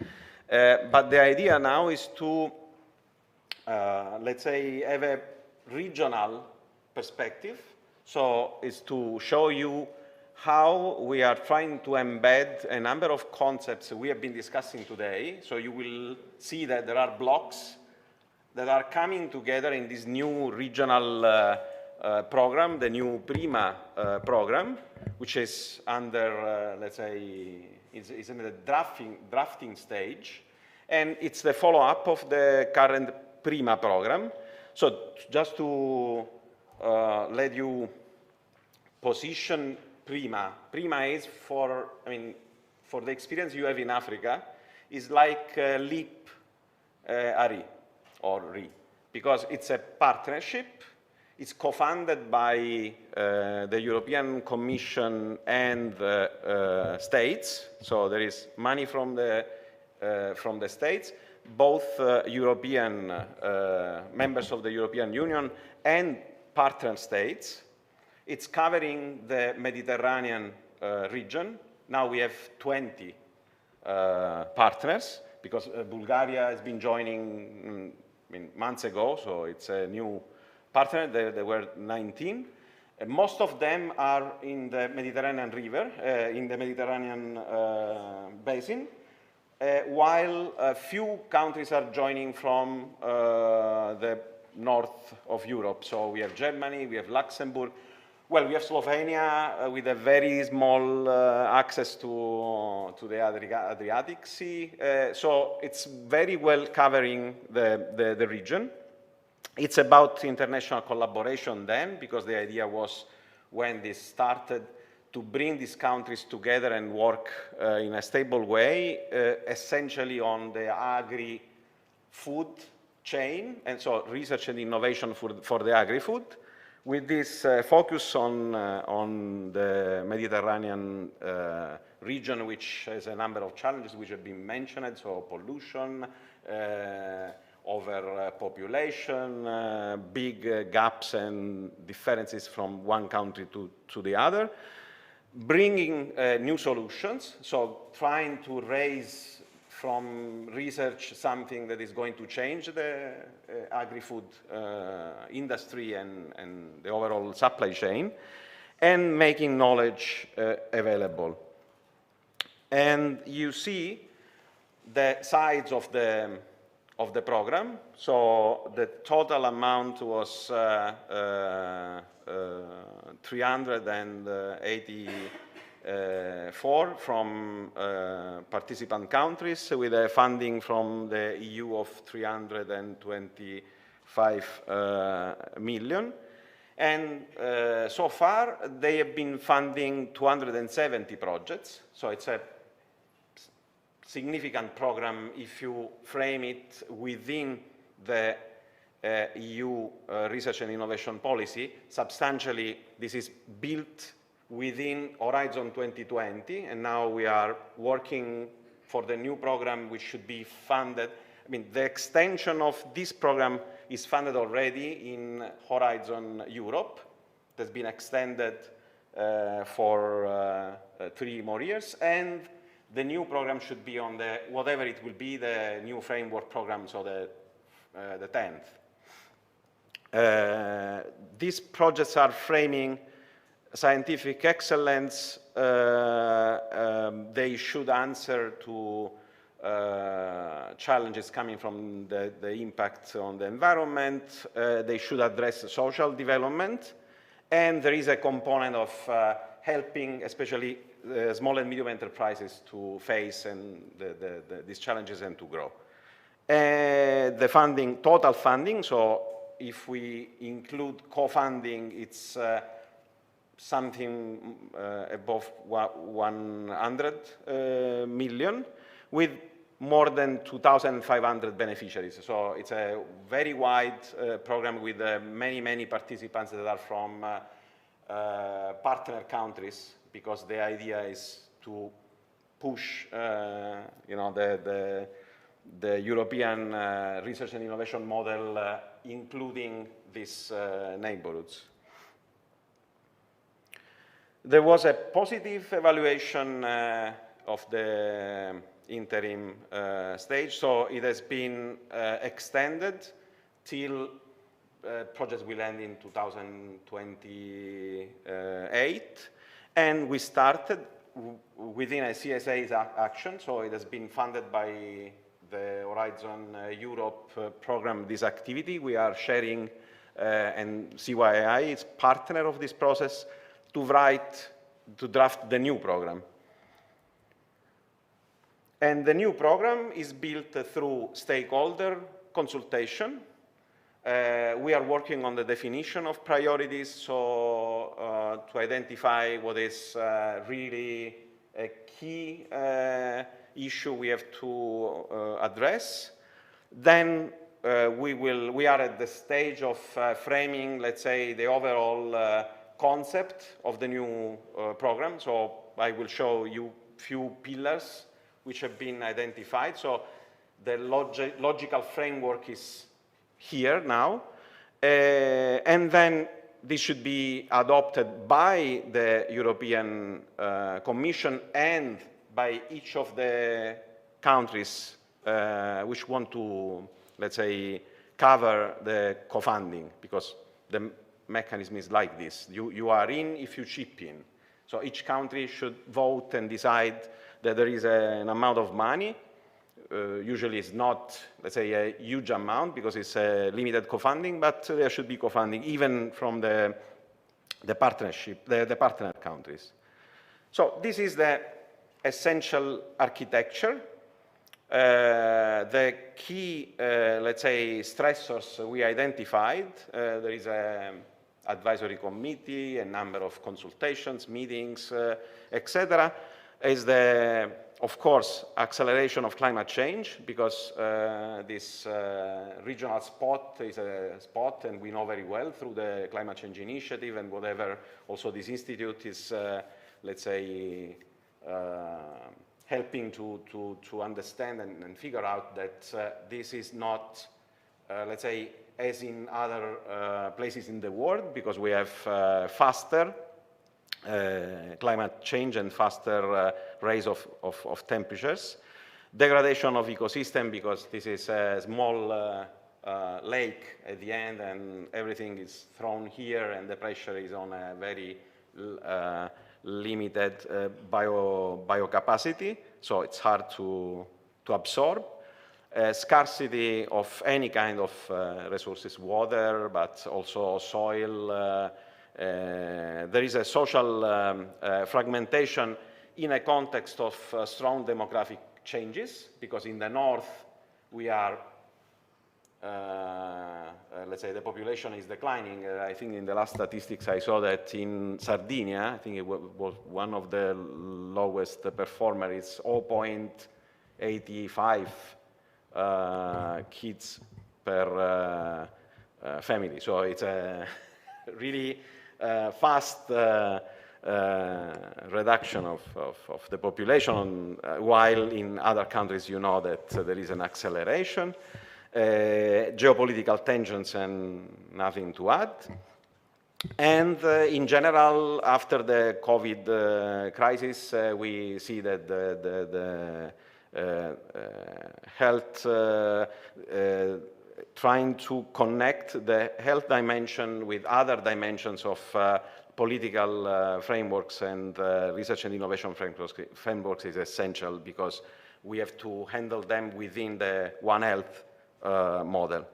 The overarching policy is under the UN SDGs, so we are starting using the SDGs to evaluate the current PRIMA program. So we have been working on KPIs we can embed in the project evaluation, not only saying this is addressing SDG 6 and 9, but how, under which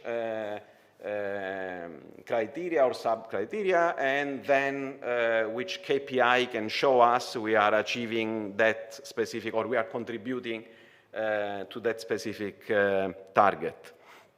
The three dimensions are economic impact, social impacts, and environmental impacts, with more and more attention to the, let's say, the overall balance of prosperity. So you see that, and I'm let's say, for the way we are developing the program, this is extremely important. I don't know if I probably know. Yeah. Well, it's the eco-social dimension, so connecting the social dimension with the environment, which is saying this is the foundation of the new program. And on one side, inclusive growth or prosperity and green growth. So everything we are bringing to the economical level in terms of impacts should be built upon eco-social prosperity and sustained by inclusion and green supply chains. The Nexus is becoming a mission. So the new program, this was not in the first prima, so clearly stated. The Nexus, so water, energy, food, and land use are interconnected around the management of ecosystems. And we have been going through the different, let's say, key elements of this interconnection and looking for the ones which are very relevant for the Mediterranean area. So it's a matter of supplying, as an example, water in a way which is not affecting the energy component and is not degrading the soils. So everything is built. We have already a matrix of all the interconnections. So what we will try to do is to look for projects that are going to cover the gaps in framing appropriate, let's say, implementation of the Nexus in the Mediterranean area. And mostly working on the gap. So we have a lot of research. We have few solutions that are getting into the scale-up phase. That's the case of Fornelli. I mean, it's exactly the idea of helping innovations that are ready for market uptake to get into that stage. And in order to do that, we need a system. We cannot just work on the innovation because we will fund again and again something that is almost ready. But the problem is that it's the system that is not ready. It's not that individual innovation. We have to work on the supporting system, and I will show you how. So this is a theory of change. The new program, probably with the same or around the same size of the previous one, so scale of $500 million, probably in terms of the ambition of the new program, should work on this regional task of a viable WEF Nexus in the Med. So this is very clear now. We are, in the next program, working on the Nexus. This will be done through ways to link science with policy making, so working on the, let's say, on regulations, but, I mean, fed with data and models coming from science, and with communities, so trying to promote the uptake of innovation, so to be very, how can I say, concrete. If we would like to help in the uptake of solar thermal cooking, we should, on one side, change the regulation so they should be, there should be incentives, or we should change culture, and we should help the communities to test. So these kind of projects that are holistically addressing all the dimensions will be the right project for Prima 2. Not, I have a good idea and I want to move it from TRL 2 to TRL 4. That's not the main aim. The main aim is We have interconnected crises, and we need interconnected approach to deliver solutions that are helping to face the crisis. So the vision and mission, so the theory of change is framed into a general goal that is working on a transnational level, work with vulnerabilities, and serve the vulnerabilities through a Nexus approach with these pillars that are the different interconnections of the WEF. This comes into already 5, this is the proposal which is going to be discussed in a number of fora, of operational objectives. I will zoom so you will have a better view of them. So the co-creation of solutions, so co-creation and piloting. You see, co-creation is the first word. It's not development, it's co-creation. So community, policymakers, innovators, they should be together and saying, how can we improve the way people are cooking because they are dying because of cooking? In the Mediterranean is, let's say, less challenging in terms of people dying because we have more, at least we can get access to gas until they don't cut the pipe. But we are wasting energy and we are wasting this possibility of cooking. I use this example because I think it's making this more alive, so it's a living example. We want to strengthen the innovation ecosystems and the value chain, which means incubators, accelerators, hubs of innovation, and the way we are addressing the value chain development. So if this innovation is not flying because the value chain is weak, because we have not suppliers, we have not industrial capacity, we have not the right environment, that is the right financial environment, we have to address also financial problems. So we need innovation in business models. Bridging science and policy. So the idea is that we should deliver here structured interfaces of policy and society. It's an exercise that here in the Institute is, let's say, a duty since a long time. So we have been creating with the climate change initiatives and many activities this, let's say, regular and structured interface. The idea is that we can make it institutional. Knowledge transfer, so networks where this can flow, community of practice, and specific then creation of financial tools, maybe funds or funds of funds, or crowdfunding mechanism to accelerate or to improve the access to finance for innovators. And this goes into strategic outcomes, better research and innovation pipeline, better alignment of stakeholders, improvement in capacities and in governance.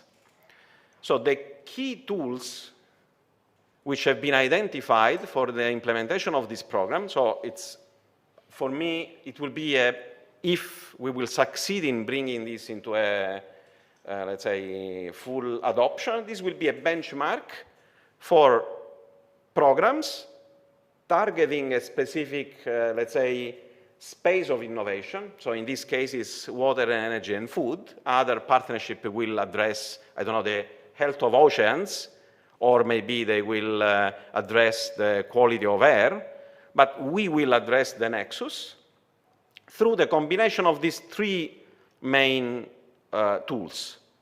Living labs, so they are clearly identified as a pillar in terms of implementation. Science policy labs, so these interfaces, structured interfaces of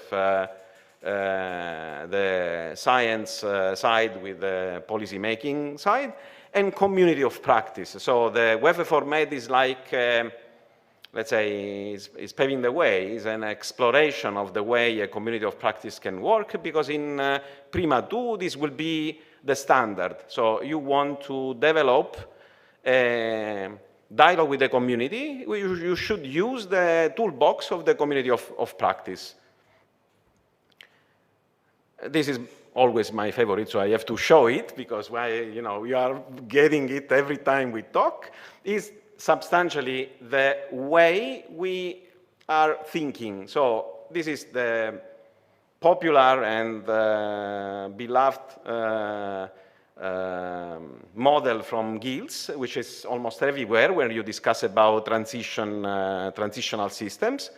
So here we have Fornelia. Okay. So we are trying to develop an innovation, and this innovation is trapped in innovation niches. So the point is, can we raise it up and challenge, so change the system?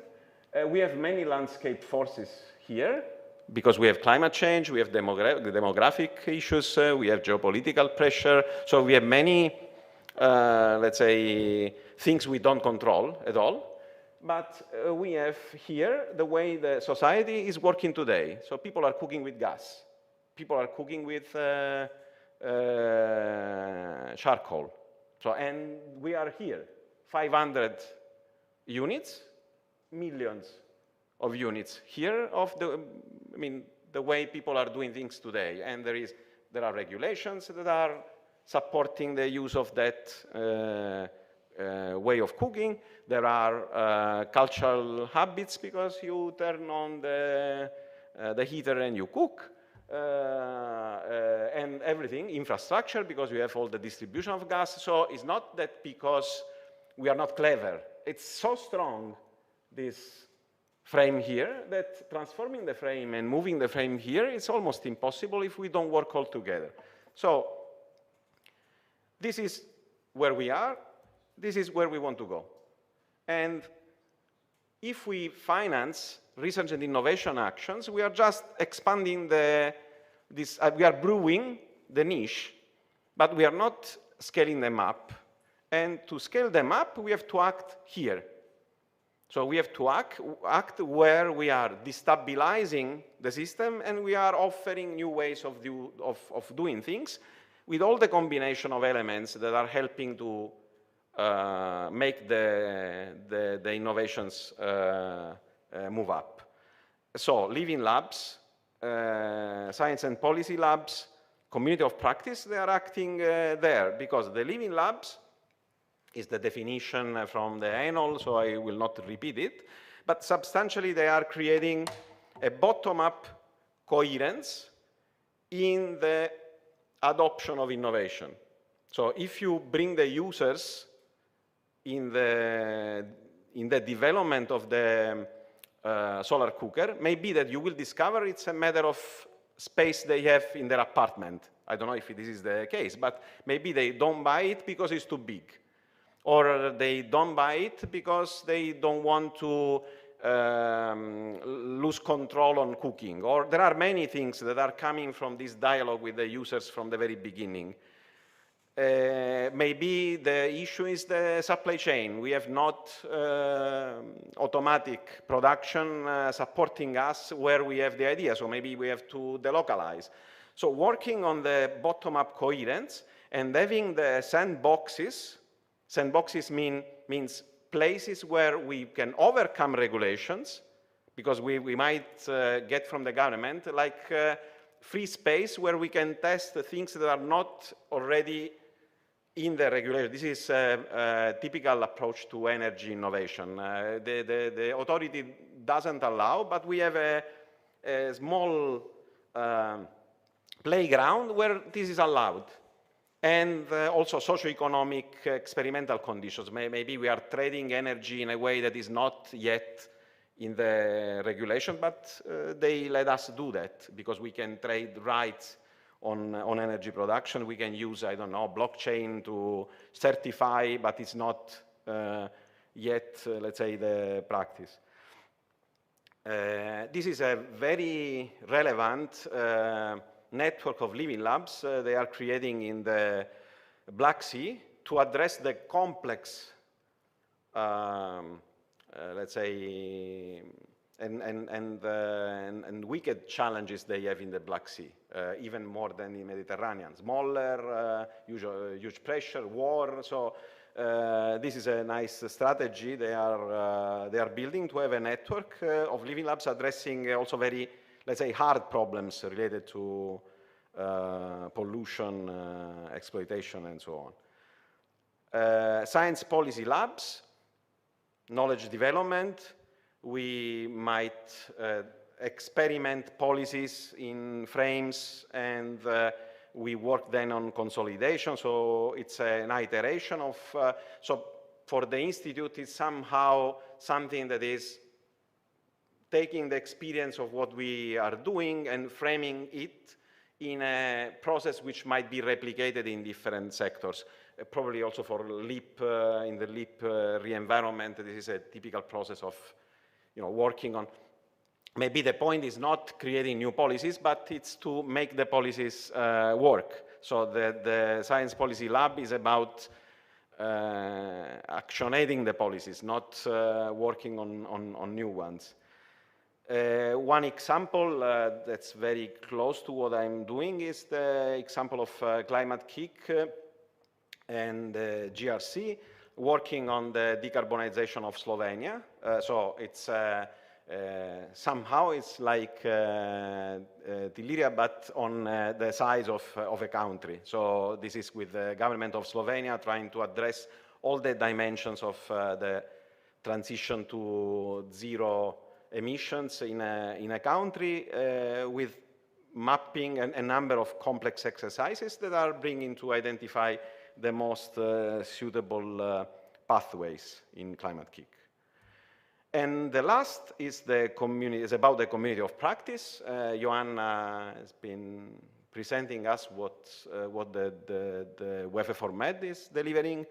In general, it's about engaging the practitioners. So it's not for the academy, it's not for the industry, it's essentially for the people. Because here the people are it's about the exchange and being part of a flow of knowledge that is from, it's a peer-to-peer community. What I find quite interesting from the definition I'm sharing here is that they might they might help you to find a solution, quickly a solution for a real problem. So you have an issue because your, I don't know, hydroponic system is collapsing, is getting out of balance, and you have plants that are dying, or an aquaponic, you have the fishes that are dying and you don't understand why. Is it a problem of chemistry? And then you find somebody with the same problem, and maybe you are hiring or you are consulting on a remote basis, and this is so very practical. It's when you collect the knowledge base, then it's about number of connections. There is a very nice, I have not here the slide, but there is a very nice picture about the Large Hadron Collider in the CERN. And there are people watching there, and there is only when you have a collision there is something interesting to see, because otherwise you have only particles going there. But when there are people interacting, you have cascade effects. And so you might build this space where it's not only about teaching and learning, not about sharing, not only about collaboration and support, but it's the bundle of these activities where people are at the center. I didn't use the example of the WEF for Med because this was going, but this is a nice case from the from FAO, from the agency of the United Nations, and it's about a community of practice of family farming. So I found this very interesting because it's a very basic community of people that are owning their field and they are interacting to solve practical problems. So this is the picture of where we are with the new Prima. And we should be, by September, ready for delivering the first logical framework, which will be then discussed, and this will come to a kind of pre-qualification in different countries, and then in a couple of years, because this dialogue will take a long time, we should be ready for submitting the new partnership proposal, hopefully also expanding the number of countries because there are a couple of countries that could join eventually. So, but geopolitics are unpredictable or almost unpredictable. So we will see. That's all.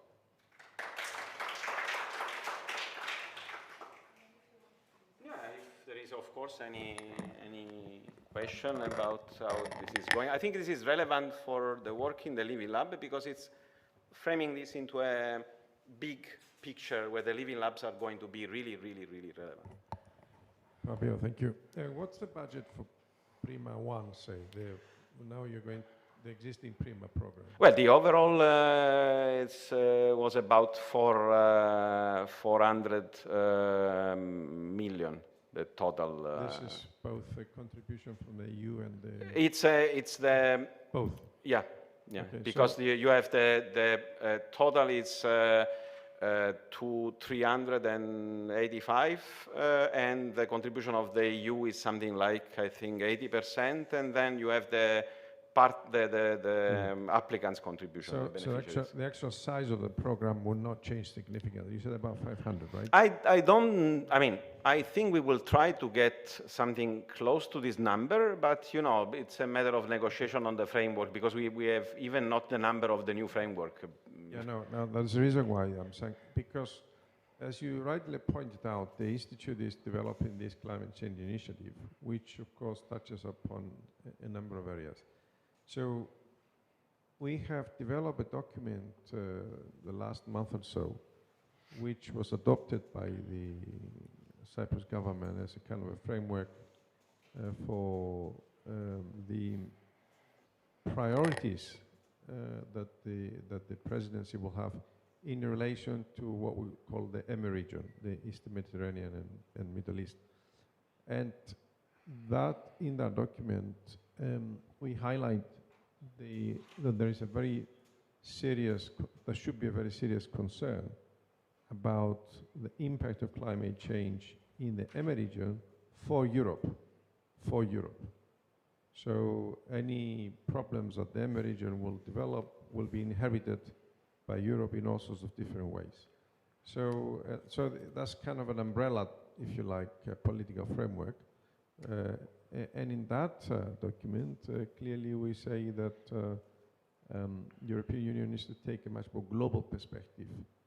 Now, the Deputy Ministry of Research now of the Republic of Cyprus developed a 3-pillar sort of priorities, and pillar number 2 talks about Prima and so on.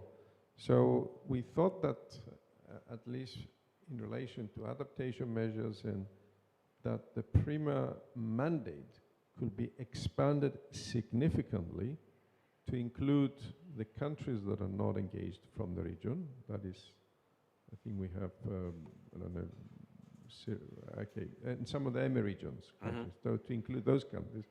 So use Prima, if you like, as the vehicle for adaptation measures.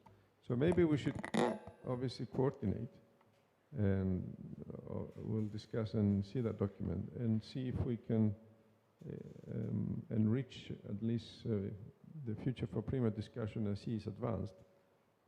But I truly believe that there is a scope for, and the Cypriot presidency under the presidency, of course, can promote that. What do you think about that? Yeah, I've been reflecting about this because I mean, it's something we have been approaching the idea of connecting the CCI, the Climate Change Initiative, with PRIMA. There are, how can I say, nice hooks we can use, because we have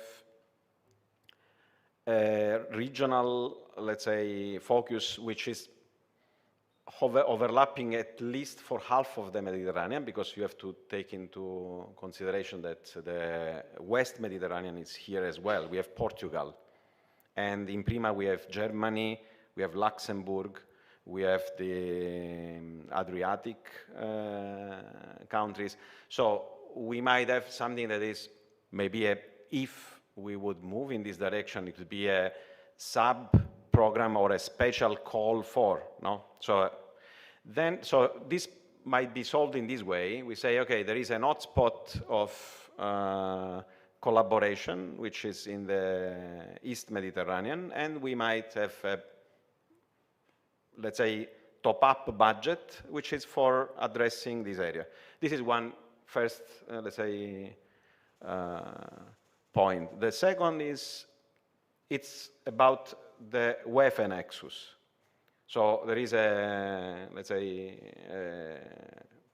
we are taking part of the system. In the climate change, we were addressing, let's say, you never address the whole system, but the kind of system we were considering is broader because of cultural heritage, because of the, let's say, specific dimension of migration as a social topic. Here, the migration is about, migration because of food crisis or water crisis. But if you have geopolitical conflicts and migration because of that, is not in PRIMA. So again, it's a subset of goals. And the other point is the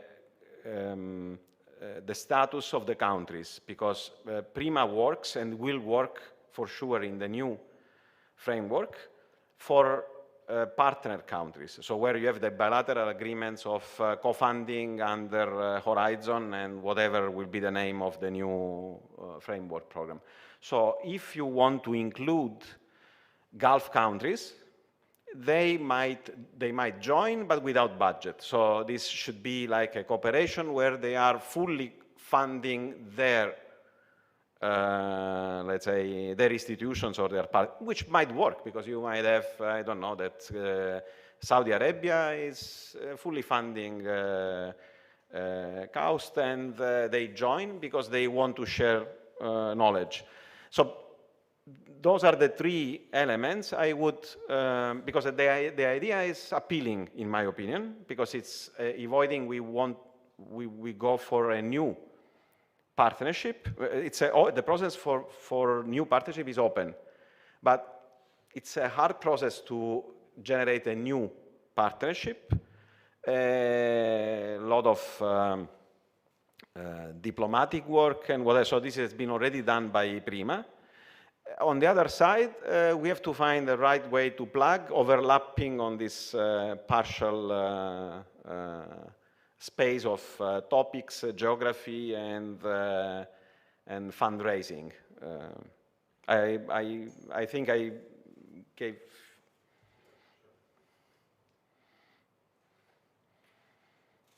And I think that the discussion is mature, because now in PRIMA 2, we have something we can talk about. So it's a mature picture where you start having, okay, this is what we would like to do, and this is in full agreement with the foundation, so with the, let's say, governance we have today. So it's how can I say, a good framework to start